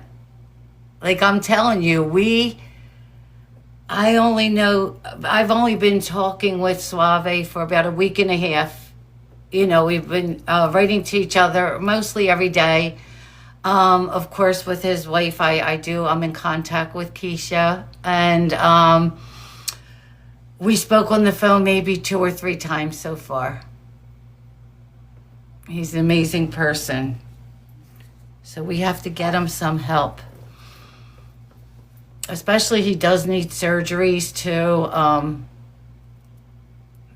I know. This is Global Tellink. You have a prepaid call from Josh Burcham. an incarcerated individual at the R.J. Donovan Correctional Facility, San Diego, California. This call and your telephone number will be monitored and recorded. You have a prepaid call. Thank you for using Global Tellink. This is Global Tellink. You have a prepaid call from Call, Marge. Yeah, right? Anderson. an incarcerated individual at the R.J. Donovan Correctional Facility. Oh, that's all right. Yeah, I figured that. I know it never happened like that before. Monitored and recorded. You have a prepaid call. You will not be chopped. No, and that. Thank you for 60 using minutes Global ago. Tellink. Oh, okay. All right. Yeah, so Absolutely. we're lucky that we weren't in the beginning of a call. I know, right? No, that is, as you guys know, I am really passionate about Charge with Change, and I push Charge with Change around here. We actually have our group name is Charge, Community Healing and Restoring Goodness Everywhere. And it was inspired by Charge with Change that we do here with Marge, and we can't do any of this without mentioning Keith. Keith has been a longtime friend of mine, and his wife and I have become very good friends. Someone where we could each lean on, and also Keith as well. And for when I had been talking to Suave about what we do here on Charge with Change, And he just looked at me and he just like, it clicked in his head, and he had told me about this song, and he said, you can't say nothing to Marge. And he gave me a few little bars of it, and it was just so perfect. Because I'm charged up. I'm really charged up about it, and it really inspired him. If you would, Sauve, if you'd give us a little bit of insight into what was running through your mind as you were creating those lyrics. I mean, again, it's just something that I live. My saying is I appreciate ice water. So, you and I have been talking about starting a group here, the literacy of finance. You go ask 5 black guys and 5 white guys on the yard what a FICO score is. I think you said the F word to them. They know nothing about finance, how to do a checking account, open a bank account. So, I came up with a program called Nickels and Dimes that I'm working on writing the curriculum for. And so I was thinking about what we have talked about, what the mentality or the mindset of the individual. This call and your telephone number will be monitored and recorded. How do we change that with them and inside? And, you kept saying charge with change to me, and as a writer, it just started clicking in my head, and I started hearing these lyrics. I'm like, you have a jingle. That's just something, I sit in prison, and they only have my body. They do not have my mind. And I try to live my life that way. That I'm always trying to come up with something, to do something, to show somebody that I'm a capable body and I can add something to society. I don't think we throw away people because of a mistake or something that they did wrong. If we do, I think we need to stop being the country that we claim that we are. That said, I heard these lyrics in my head. I from just talking to you, the conversation I had with Marge, her telling me what her heart is for this, and wanting to help people, telling me about Keith, you telling me about his wife. The lyrics just popped in my head. You told me one day that when you come on there, I don't want to talk about that gang stuff or do stuff with let's just play out. I agree with you on that. So I don't care about no red rag or blue rag or whatever you look like. I don't. So those lyrics just popped in my head. As a writer, I hear stuff differently. I write novels. I went to film school, as I said earlier, at UCLA. So I look at stuff differently all the time. When I see something, I think weird like that. Then how do I write something about that? That's just the way my mind works. And so I call my wife and say, hey, I want to do this song for Marge. We pay for this system because I'm writing music for myself to show people that, this is who I am, this is how I think now, not always talk about what we used to do back in the day on our records. So I called you over to the cell. I said, hey, I'm going to do this. You said, go ahead. I called, actually messaged Marge that day, and my wife sent her over track, and the rest is history. Yeah. That's the way I could break it down. Yeah. Well, it's super cool, man. I Super know. cool. Yes. We'll say this. He's got to go out and get stored. As you know, here in prison, when we get our shot at canteen, it's a one and done. So we got to make sure that we get that. So he's going to make this the last call tonight. Yeah. As you know, Sauve, we got a lot more questions in, and just things that surround you as a person. Also, we want to talk about your book that you're writing. To tell your story, your narrative, and how you want to do it, and it is called Street Life, a lifetime ago. Because I'm 61 years old now. I don't even think the same anymore. So it's not a lifetime ago. And as I said, as I'm sitting, it's been therapeutic writing this book. I shared a little bit of it with Dr. Crosby the other day. I haven't placed it yet. A couple of people have said, a couple of big publishers are interested in buying my life story rights. It's pretty deep, Street Life. My auntie was a major part of my life. She was busted in the 1970s with a comedian by the name of George Kirby. So I grew up with like Red Fox and Flip Wilson and all these people in the house, with drugs everywhere. She was like a cocaine queen in the 1970s. She's actually one that plugged me. So I talk about all that in the book. I talk about my upbringing in South Central Los Angeles. I touch on all of the misinformation that's been disseminated about me. I wanted to use my voice, and hopefully next week we'll go into some of those questions people may have. There are things that people are able to pull up, but just absolutely. Yeah. So, I would like to address all of that, and so I talk about that in Street Life. I talk about my marriage. I talk about finally being happy, being able to tell my truth. I'm with the person that I should have always been with. We have a 36-year-old daughter, and I told her she'll be. I'm just more happier than I've ever been in my life. For the first time in my life, I know who I am. So Street Life talks about all of that. It's about coming into who you are as a man, and I basically lived half of my life. My older son said to me one day that he's been a free person longer than I was ever out there in the street. So most of my life, spent more life behind bars than I did as a young man in society. And I sort of like came in. I wouldn't let go of what I knew was right, knocking that facade off of me. And going back to way is what my parents and my grandmother and everybody called me before I became this fictitious person that sold my soul to the devil. The way I look at it, and went out there off of hurt pain and having a child. I use that to manipulate life and sometimes hurt people. So I talk about all that, in street life, and just becoming the person I am, where I want to help people. I'm working on something right now that can revolutionize law enforcement. It's an app. I'm doing that right now. As you know, my wife and I are involved with the clothing and doing all those type of things. So I'm trying to do positive stuff, and everything that I do, it's to better someone's life. And all that is in street life a long time ago. And whatever questions may come next week or about anything that has been disseminated or what I am talking about in the book or more information on my case or whatever, I'm here to do whatever you need of me, Josh and Marge. I thank you for the opportunity. It's been a blessing to be a part of this. And I guess now that I'm trying to change, I can speak about it. That's right. Next week. That's right. And Sauve, they want you to know that our community will be railing for you. And Josh, they are thanking you for introducing us to Sauve. So you have a lot of support here, Sauve. I appreciate it. This is ice water in my cup, and I appreciate you guys. And next week we'll conclude, or many times after do this with you guys, I'm here. Again, every day me and Josh's mission is behind these walls are helping people, and that's what we do. So. Again, I just thank you for this opportunity. Thank you guys for listening and tuning in to hear my story, part of it. Again, I'm grateful and thankful to everyone out there. Thank you, and we're looking forward to your book, to hear your story. And I appreciate you joining us tonight. I really do. Not a problem. And I'll be in touch with your wife. I'm in touch with her now, so I'll be in touch with her about things we need to do. And then I will talk to you too this weekend.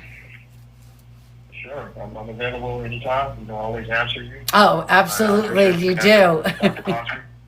Yep. Really thank you guys so much. And I look forward to doing this again. And, any questions out there for me, I'm an open book. I walk with truth. That's in the song. I walk right, I act right. And I talk right. That's all I know now. I don't. At my age, to me, time is everything. And time, I look at time totally different, and so I don't have time to waste. And I just shoot straight from the hip. I'm not a NASCAR driver. I don't turn left on people. So whenever I can answer, whatever anybody needs to know, I'm open. I have nothing to hide. Nothing to gain but my freedom and. I tell my wife every day I just want my life back. And that's the life that I should always have. No crime, nothing out of the ordinary, just walking down the street, holding hands with my wife. That should be the biggest present I could ever get. Without somebody saying stop or get on the ground or whatever they do. Absolutely. Thank you. And Dr. Crosby says thank you also. Oh, it's my pleasure, and I look forward to many conversations with her and anything that, I've always been that grassroots guy. I always go with the person that, we come up together, and so whatever I'm looking forward to. She's amazing. She is amazing. Yeah. Wonderful. So awesome. Tonight was just awesome. Thank you, Sauve, from the bottom of my heart. You made an impression on me. We're working on some things here. When you just know that somebody's got goodness in them and willing to share that, and that's what I admire about you. And you're very humble. You're very humble. So I appreciate that, and thank you for being you and considering the place where we're at. Right. Like I say, you're a beacon of light. I love seeing you every day, regardless of what's going on. You got a smile on your face. That's right, man. Yeah. Yes. I appreciate it. Yeah. It's a blessing. Yes. Every day. So we're gonna go off right now, Marge. Okay. We'll call you back. All right. And all right. Okay. And next Thursday, Sauve. There we go. Same time. Same time. I'll be here. Same time. Next Thursday, and I hope people have questions out there. You know, anything I can answer, anything I can do. You know, Marge, as I told you, I support your program, and I know. whatever you need, I'm there for you. I really am. And even when the door's open, I'll be right there for you. That's just I'm loyal to the flock sometimes. That's my problem. And I appreciate that. Thank you so much. I appreciate you. Thank you. All right. Appreciate you. And God bless everyone out there. And, you know, each day the best day. I appreciate you guys. All right. Thank you. Good night. All right. Appreciate you Bye-bye. too. Bye-bye. Nice Good talking night. to you. I'll call you back. Just give me a Okay. minute. All right. Okay. Oh, thank you. Thank you, Dr. Crosby, for being here. I appreciate you. And any help we can get for Sauve. I love this song. Now that I played it, Dr. Crosby, I'll send it to you. I wanted to play it here first. I'll send it to you. I know, right, ML? What a story. He really is so down to earth, such an amazing guy. So we will get into more of his life, the music industry. And you never know who's going to pop on next week. You never know. We've been talking about a few things. Like, look how he did that song that quick. Like, I couldn't believe it. And thank you, Keisha, to his beautiful wife for helping with that. When she sent that to me, I didn't know what to say. It was such an amazing gift. And they were like, do what you want with it. It's yours. And I was like, oh my God. Like, I love it.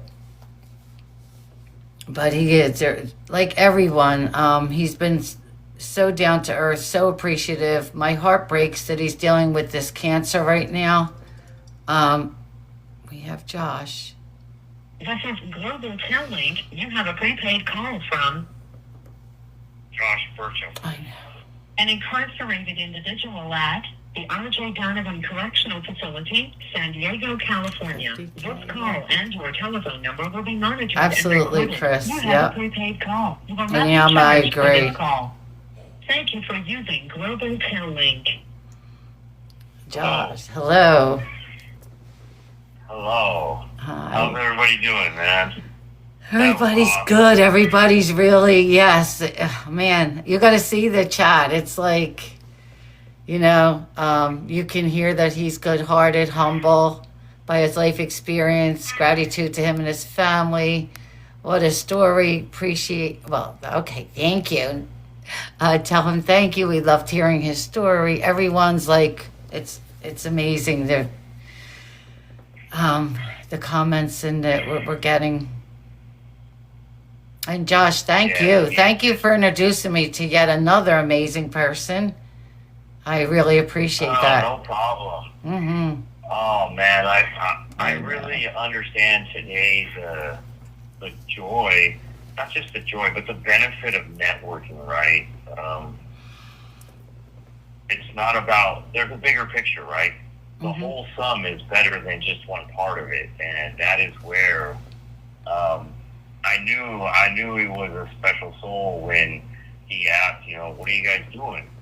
Meaning, what are we doing as far as positivity, programming, creating? What do we create, right? As you know, he's a great creator. He can get a jingle in his head and he comes up with a song. And we were talking about Charge and some of the groups that we are running under that. And I asked him, I just threw it out there as one of those things. I'm not financially literate. You know, I'm not. I understand some things, you know, and more than most in prison, but really today I can say I'm not. So I just threw it out there. So I really want to get this financial literacy going. And I would like a beginner, intermediate, and advanced class.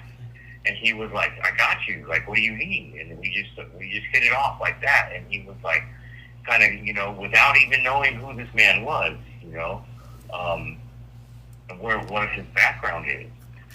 And he was just like, I can help you with that. I understand this. Let's talk about investing. Let's talk about this and talk about that. And he mentioned his idea about nickels and dimes. Yeah. And we'll talk about that next week. And when he started telling me about that, I was like, that is it. Like, that is something that is hands-on, that, you know, the incarcerated individual can actually have an intrinsic investment into something that is small, but we're learning about something. So, and when we are talking about money, I was like, damn, and it wasn't about him.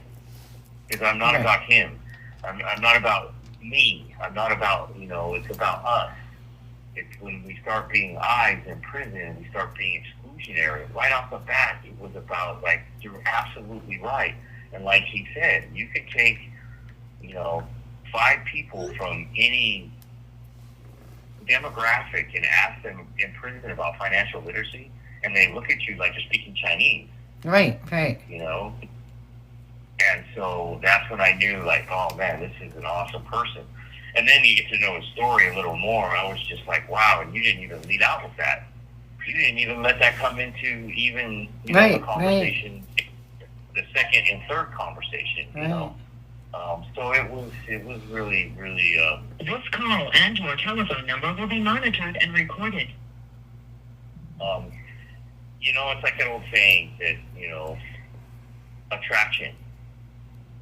Good people attract good things, right?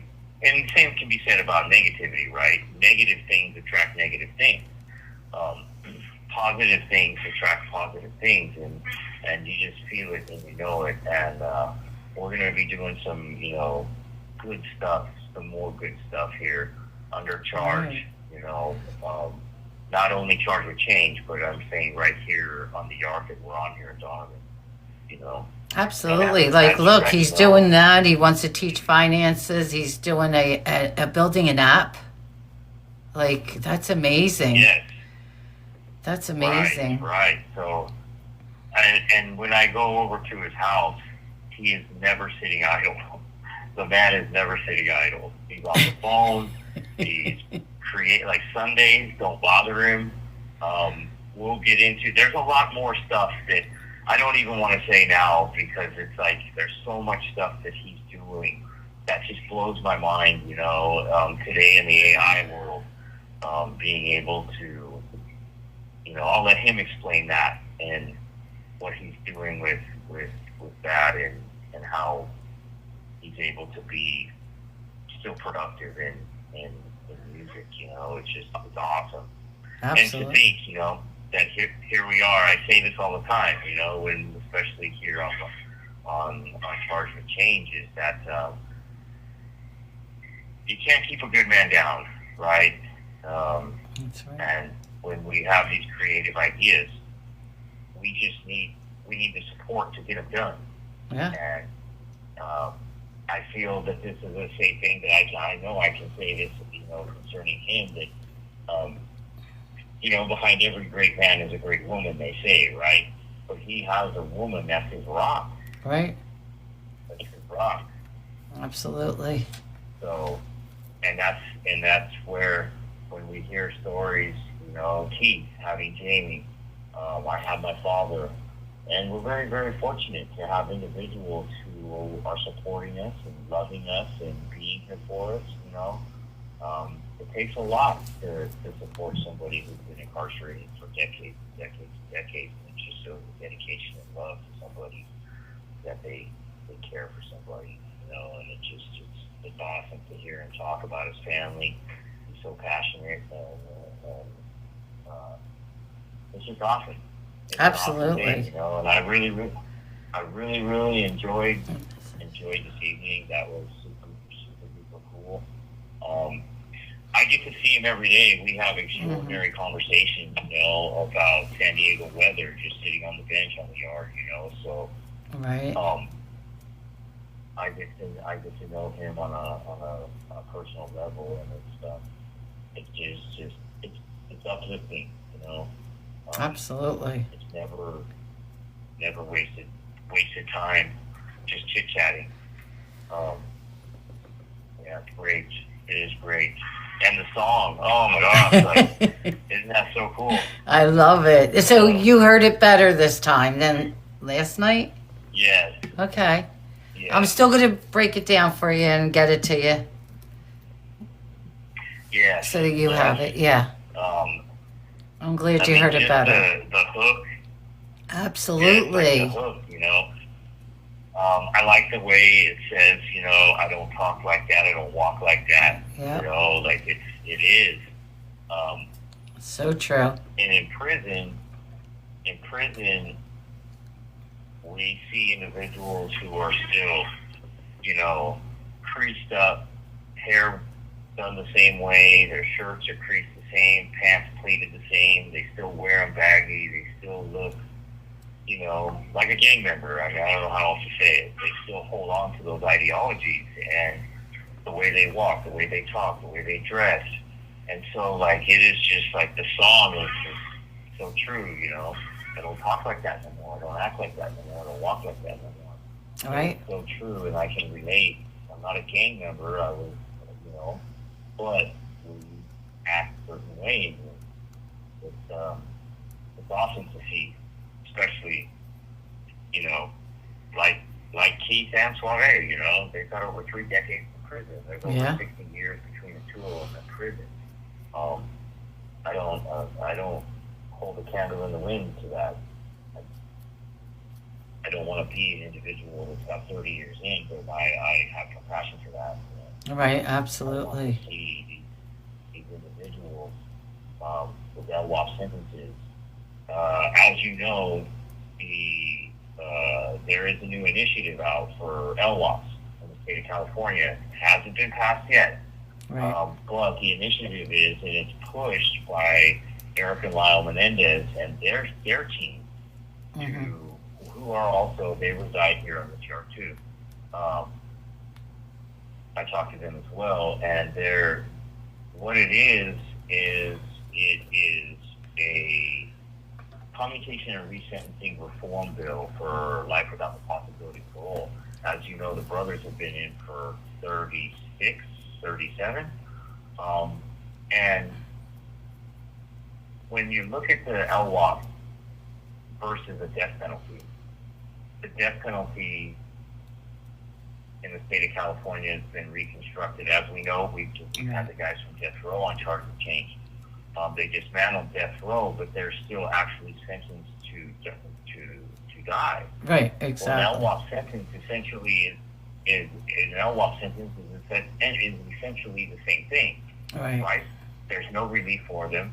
They don't get certain credits and resentencing stuff. There's a lot of stuff that doesn't apply to that.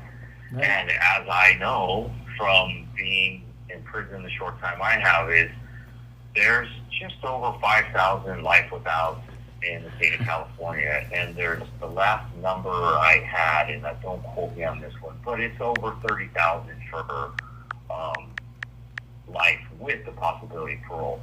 So we're looking at a population of 35,000 with under, the latest number I read was they said under 90,000 inmates in the California state prison system.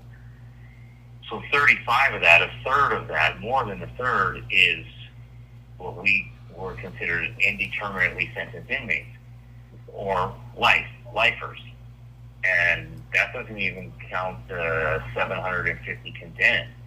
So when you start putting these numbers together, and yes, life with the possibility of parole is different than a life without, which is different than the condemned, understood. But a life sentence is a life sentence. Just because you have the possibility of parole does not mean you are guaranteed parole. So when we start to look at the parole process, so now this commutation and resentencing bill is going to afford LWOPs the opportunity to have their sentence be looked at when they have 25 years in.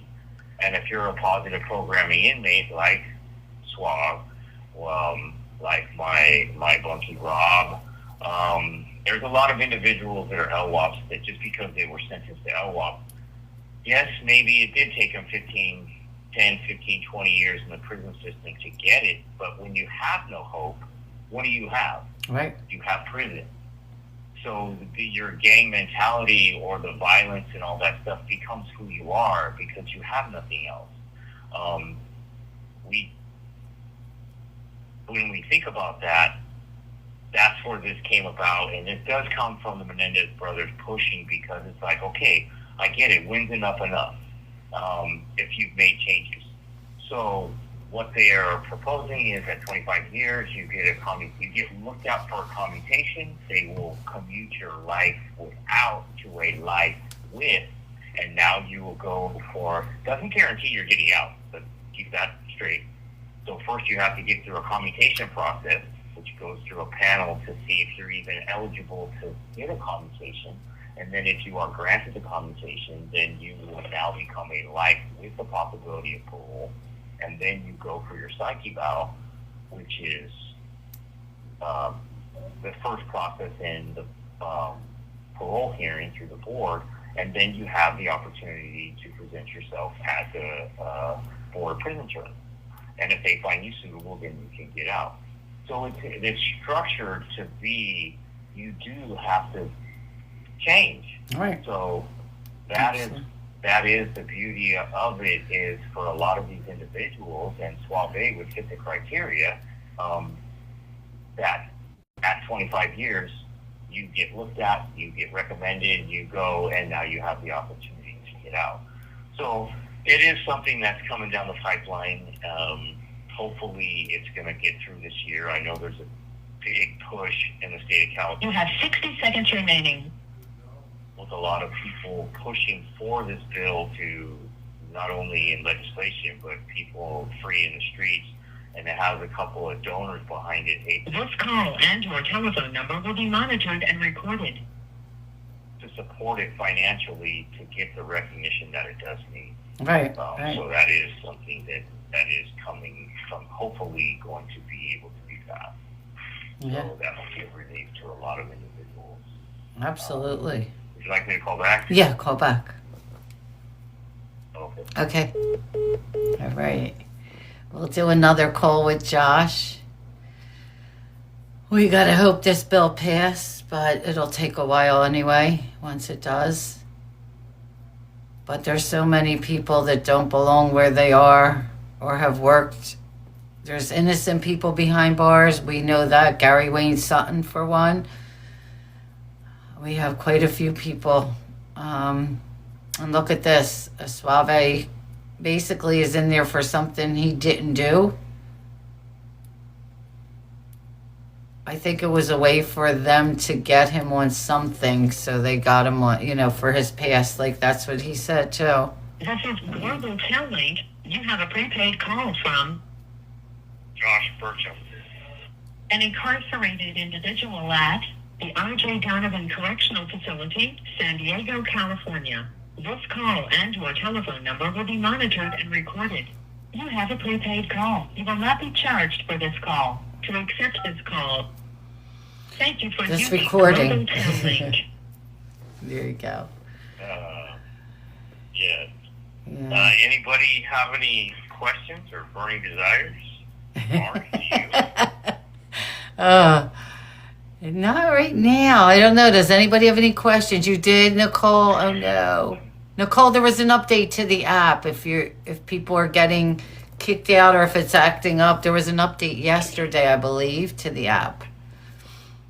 But no, I just think everybody was so everybody was so excited to have Sauve, and Sauve deserves to get the health care that he needs out of yeah, absolutely, he does. See, and that's what Christy says, even if it's on house arrest, he deserves to get it, Especially, look what he's dealing with. You see him every day. I've never seen him. Right. Well, and it is, going through chemotherapy and having to take pain medications, and, his instrument has suffered. So that's a lot on him too, but he keeps plugging along, and he keeps the faith, and that's where, like tonight, when he talks a lot, he has to drink water a lot. It's not it is an inhibiting thing to go through, you know, and just to Absolutely. be having the in prison. Like, I can't imagine it in prison. It's hard enough to deal with something like that out here, and if you have good insurance and the care here. But imagine in prison dealing with that. Yes. You know, I truly believe in the will to survive. And unfortunately, I've seen it in prison when people don't have the will to survive. I've seen extraordinary things happen with that will to survive, especially in prison, because there's an individual here that went out to have a few things done, and one of them was have a kidney removed because of cancer. Wow. On a Friday, he had his kidney removed, and he was sitting back in a cell on a Monday. Oh my God, really? Yes. Whew. And this is where, like, I understand where Sauve is saying is this man is an LWAP too, who had his kidney removed. And I say that because when in prison, it is not like the streets. And that's unfortunate, right? The aftercare, I don't want to say that they don't provide aftercare, but it is not their bedside manner in prison for aftercare after surgery, like a kidney removal, is not what it would be on the streets. Right. And also, I see the will to survive. That's what I'm talking about, and it is pain. Let's talk about pain. What is painful to me may not be painful to the next person. And when we are in prison, and most in prison struggle with addiction, not everybody. And not everybody has ever even used drugs in prison or outside. I've never had a problem with drugs or alcohol, you know. And so when offered pain medicine, a lot of people say no that have made that change. Right. Like, I don't want it. I don't want it. And they look at them like they're crazy. And it's like, I don't want it because of the repercussions that are going to come from it down the road here when I'm not feeling, when I don't need it, and I don't want to go there. So I can see that the human body can withstand a lot, and the mind can overcome the pain. So on that same hand is I can see why some things are just better to wait and see what happens because of the care that we get. And not saying that when we go to outside hospital, let's get that straight. Like, CDCR does not employ their own surgeons to take care of prison. It is contracted out to the local hospital. Oh, okay. In the surrounding area. So we actually get very good care as far as the procedure. It's when we get back to prison that Right. it's not quite what it should be. And then also, where is it going to be done? You know, we're very grateful and thankful that we are right here next to San Diego State, the University Hospital right here. We're in good hands. And Tri-City up in Oceanside is another, you know, place that takes care of us. Right. Actually services DDCR up and down the state. So, but yes. Yeah. But like in Christy just said, imagine the risk of post-op infection in prison. It has to be very high. You know, once they get back, like imagine like post-op infection when they get back into the prison, you know? Okay. Yeah.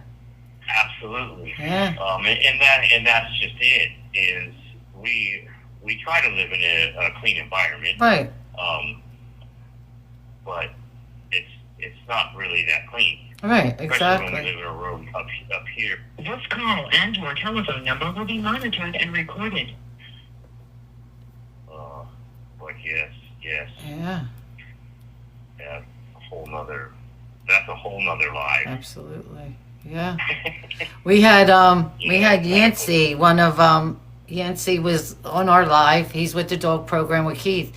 Last week he was out for surgery. He had a hernia, and he was only supposed to do same day, and they kept him. Imagine you. So they keep you overnight, and your family don't get to know this. Do you know how his family found out that he had to stay in the hospital? They were petrified. Do you know they had to reach out to me, to reach out to Keith, to find out where their brother was, where their friend was? Because Right. Yeah. your family don't get to know everything. So he was supposed to be back in his cell the same day, and he wasn't getting, so they decided to keep him. I had his sister and his girlfriend reach out to me to find out, like, where is he? Can you help us? And Yes. I had to get in touch with Keith, to get in touch with the CO to let me know, to get back to them. They had no idea what happened to him. That's scary. Yes. Yeah. Yeah. It is. Yeah. They can't know where we're at, where we're going, what's happening. Right. And that's sad. You know. Yeah. Yes, it is. Yeah. Especially with these individuals like Sauve that are getting treatment Oh. and going out for chemotherapy. And I mean, I guess you can understand this too. It's like, we do have what we call, depending on what prison we're in, some call it TTA, some call it CTC. The same thing. Right. I don't want to say it's like ICU, because it's not an ICU, but it is just a medical facility. This call and your telephone number will be monitored and recorded. Within the institution that when you come back from surgery, there are beds. If you're sick, you can go there, stuff like that, right? So we do have kind of a triage trauma center. That's what TTC is. By no means do you ever want to have a heart attack in prison or have a life-threatening accident, because we don't get the response isn't the same as on the streets. And the quality of life-saving care is not here. Right. But we do have a facility where you can stay, but you want to come back and just relax in your own bunk, in your own rack, in your own place. Because when you go to TTC, you have nothing. Zero. Right. It's zilch. Right. Nothing. None of your own, we don't have much in prison anyway, but like we do have our own mattress, we have our own blankets that are ours, our own sheets that we wash, our own clothes, you know what I mean? Right. Like your own cup. You can watch TV, listen to the radio, you can do those things where you're comfortable in your own home, Right. so to speak. So Absolutely. Yes. Yeah. and John says Yes. hello to everybody. I didn't abandon my confidant and partner in this endeavor either. Is he there now with you, or? No, he came by just a minute Okay. ago. Oh. So today is canteen. We have short staff in the commissary, Right. so we get canteen at nighttime. So that's where like Sauve went, and because it's so hit and miss, we used to have canteen every day. 4 days a week they're called draws. Well, now when the canteen guy shows up and your name's on the list, you get your ass out there and you get your canteen, because you don't know if he's coming back tomorrow, the next day. Right. And so. Oh, okay. That's important. Yeah, that's very And important. We only get to go shopping. We only get to go shopping once a month. Yeah, I heard. So- Yeah, once a month. And right now, once a month. So everybody's waving as they go by. Right, Canteen. right. Yeah. Yes. Oh, So, yeah. yeah. But it was a great Well- live. Yeah, we thank you so much for bringing Sauve to us.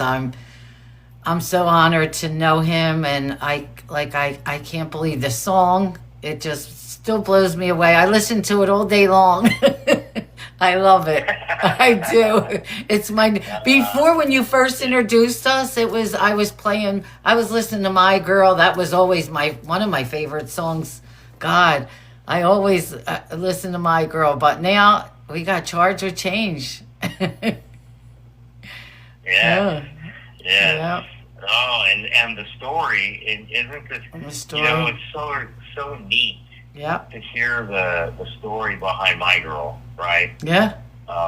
Yeah, it's an awesome song. You know what I mean? It's a Temptation song. I mean, how can Yeah. it be bad, right? Right. But then Exactly. to know the reason why he covered that song and it became what it was, that wasn't. I mean, of course, that's your hope with every song that you have, right? Right. But his song has such a sentimental meaning to it that, hey, the hit is just the bonus, right? Right. He Yeah. did it for a reason, and it just happened to be a hit. So that's a beautiful story. So Absolutely. yes, Yeah.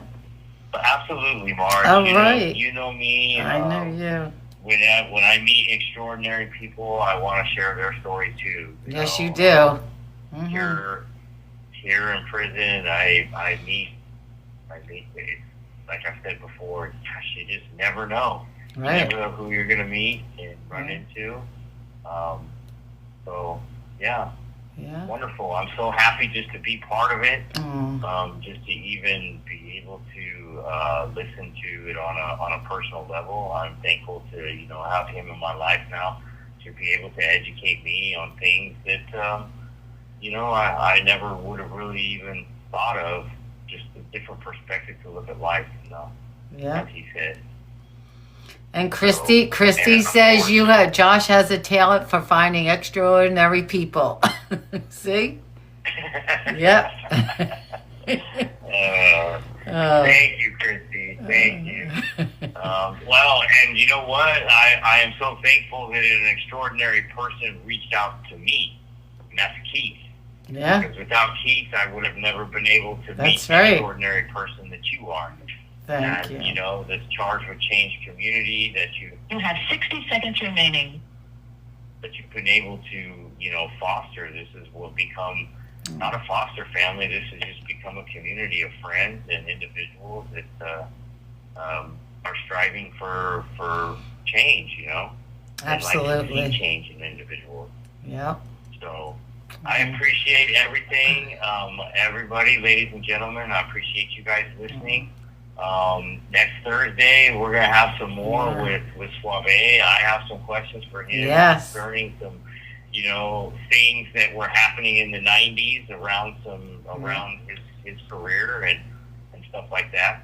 That's interesting to me. Like I said, like he even said, like he doesn't really talk about that lifestyle and that stuff anymore. Right. And I'm a white kid from the hills of San Diego that grew up in rap, gangster rap, R&B, hip hop, New Jack Swing. Like I know all. Cut him off. We'll see if he calls back to say goodnight. If not, we'll see. They are always so appreciative. I know. They Alma all the time. All the time. They really are. They really are. And he's such a sweet. I'm telling you, he must have called me, I don't know, 5 or 6 times today. He was so nervous about tonight. He had me laughing. But they are. They're great support for each other. They really are. Oh, I knew he couldn't just leave without saying goodnight. This is Global Tellink. You have a prepaid call from Josh Burcham. an incarcerated individual at the R.J. Donovan Correctional Facility, San Diego, These 15 California. minute drive me This call crazy. and They your need to telephone extend number will be this. monitored and recorded. You have a prepaid. Here we go. Thank you for using Global Tellink. It seems like when I'm deep in conversation, I don't even hear the 60 seconds, and then the next thing you know, I'm talking to myself. Yeah, I thought you heard the 60 seconds. No? I don't. Mark. Okay. Sometimes I do, and when we're in the heated conversation, Yeah, yes, true. I pay attention to them. But, Yeah. You know. I hear you. All right. Well, All right. you guys all have a wonderful evening. I love you guys. Thank you for everything. God bless you guys. And Marge, Christy, thank you. I'm humbled, as you know. You guys have a wonderful evening. Your family now. Thank you, Josh. And everybody said we love you. Christy said we love you, Josh. So. Oh, I love you guys too. All right. Next Thursday. Yes. We will reconvene, and I will talk to you this weekend, March. All right. All right, Josh. Good night. All right. Love you, friend. All right. All right. Good night. Love you too. All right. Bye. Bye. I know we have big things coming up next week with bigger people we're going to be talking about, or two. You never know who's going to pop in next week. I got some information. I was surprised that he mentioned they do have a clothing line, and I'll let him give out that information. His wife has a clothing line. So they really are, ML. And next week I'm going to see if we can get John in here also. I don't know. I feel bad that John wasn't with us tonight, but he, Josh set this up, so we'll just go with it. But it was really amazing to, talk to him. Oh, thanks, Chris. Thank you. Thank you so much. So, yeah, I did add the charge with change up in the name, and then we have our www.chargewithchange.org. We have to do that, though. Christy has a lot to do. She has to set that up for me. I know him out. It was really interesting. He's such a down-to-earth guy, Sauve. He said he would talk about anything. I didn't realize he had to go for the canteen, too. And we talked about it before. We don't want to push him either because we don't know how he's feeling, because he does get the radiation, he gets chemo, he's on medication, so we weren't sure how long he can go. He thought it was going to be he wasn't sure how long we did things, but and so I will download it and then I'll upload it onto YouTube, so it'll be there. It'll be on the YouTube channel, Charge with Change. And then he'll be back next week, and it might go into the following week too. We have a lot to talk about. We really do. I know, ML, my heart breaks for him. That he has to deal with this also.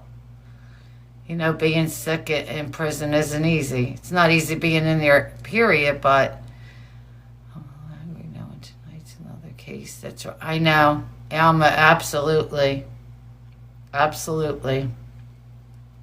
And people don't get it. They don't believe this really happens, and it's for him to come up here and say that. We don't get too many people saying that they didn't commit a crime or they didn't do it. Most of the guys will tell you, I did it. I'm where I belong. But like he said, he took it, What was he going to do? It happened. It does. It does, Alma. It really does.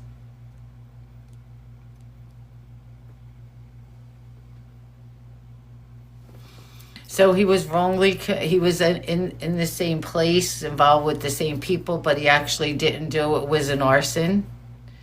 A house was burned down and someone was unalived in that house, but he didn't do the actual crime. He didn't do the actual crime. And the person who actually did it got to walk. The person who did it is free as a bird. But he took it. Alma, you took the words out of my mouth. He's paying for someone else's crime.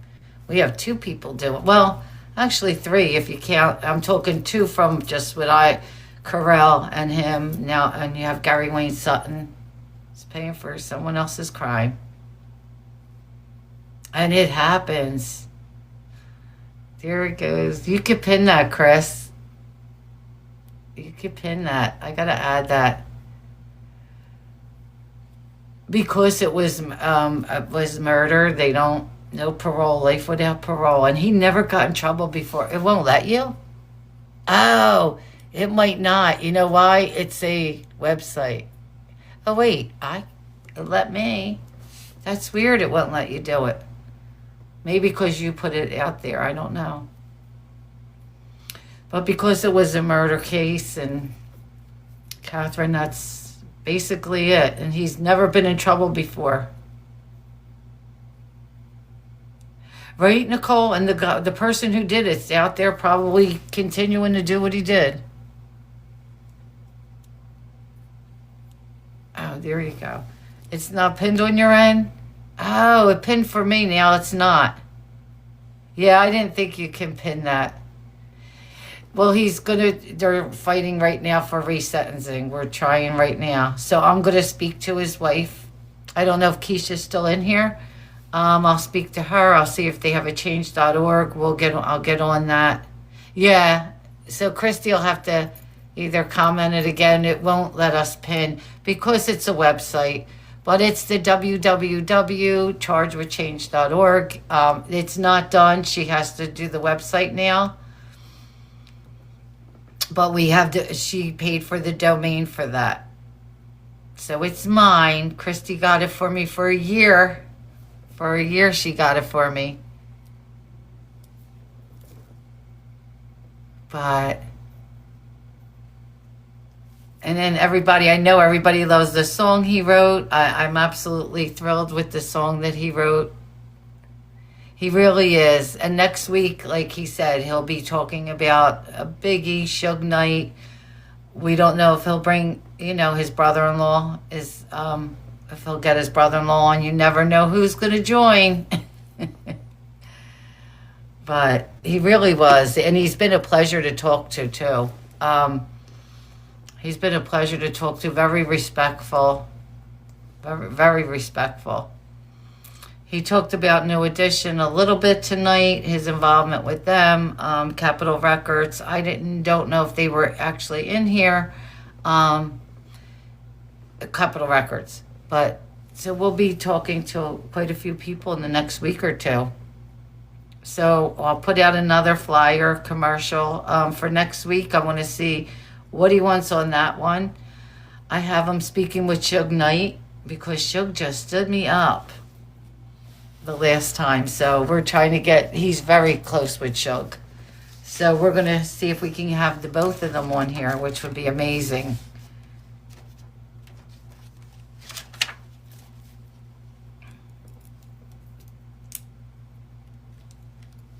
And tomorrow we don't have a live with Keith tomorrow night, only because let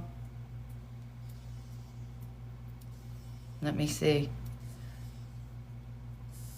I don't know. Let me see. I'm getting a call. I don't know if it's one of them. If it's somebody different, oh,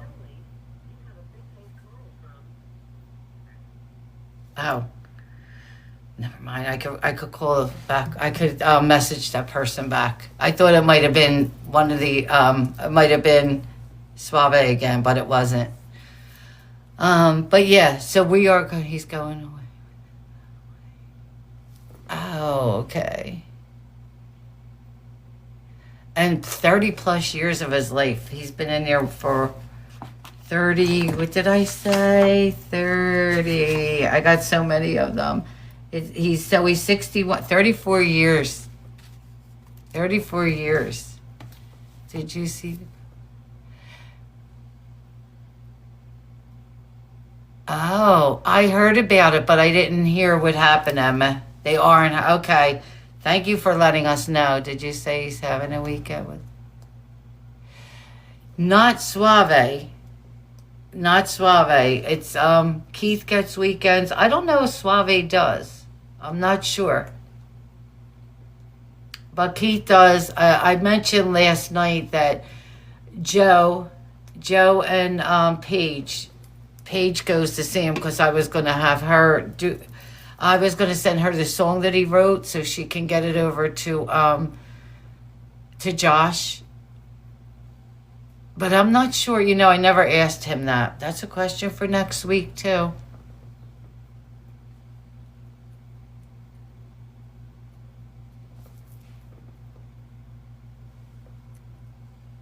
claim they can test them right there.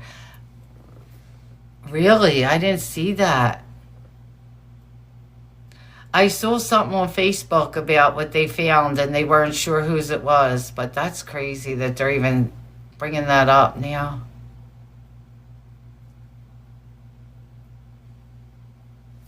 That's really sad. So, we were getting back to Keith. So we don't have anything tomorrow night because, number one, the issues with the tablets, we decided to put it off a week with Keith. And then the following week, we are going to be talking, what did he give me for the following week? We are going to be talking to James Breventi on he has a book coming out. So we are going to be talking to him, and we are going to be doing Incarcerated Raiders next Friday. So we'll have Thursday with Josh and Sauve, Friday with Keith. Not this week, though.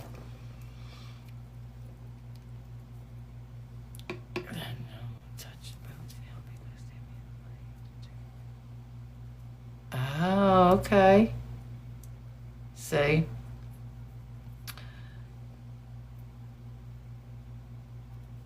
That's ridiculous, Alma. I think that's crazy. I don't get that. Yeah. But tonight, I really enjoyed tonight. It was a really good live. I hope everybody enjoyed Sauve, and of course, Josh. I will download the live tonight. I'll have it on YouTube probably tomorrow or Saturday. It depends if once I get to it, because it takes a couple hours to download these lives. So if I get to it tonight, I can upload it onto YouTube. But it'll be there. It's going to be there. I know. So I'm so glad you were able to join. I appreciate you. But I am going to call it a night because it's 10:30 now. So I am going to call it a night.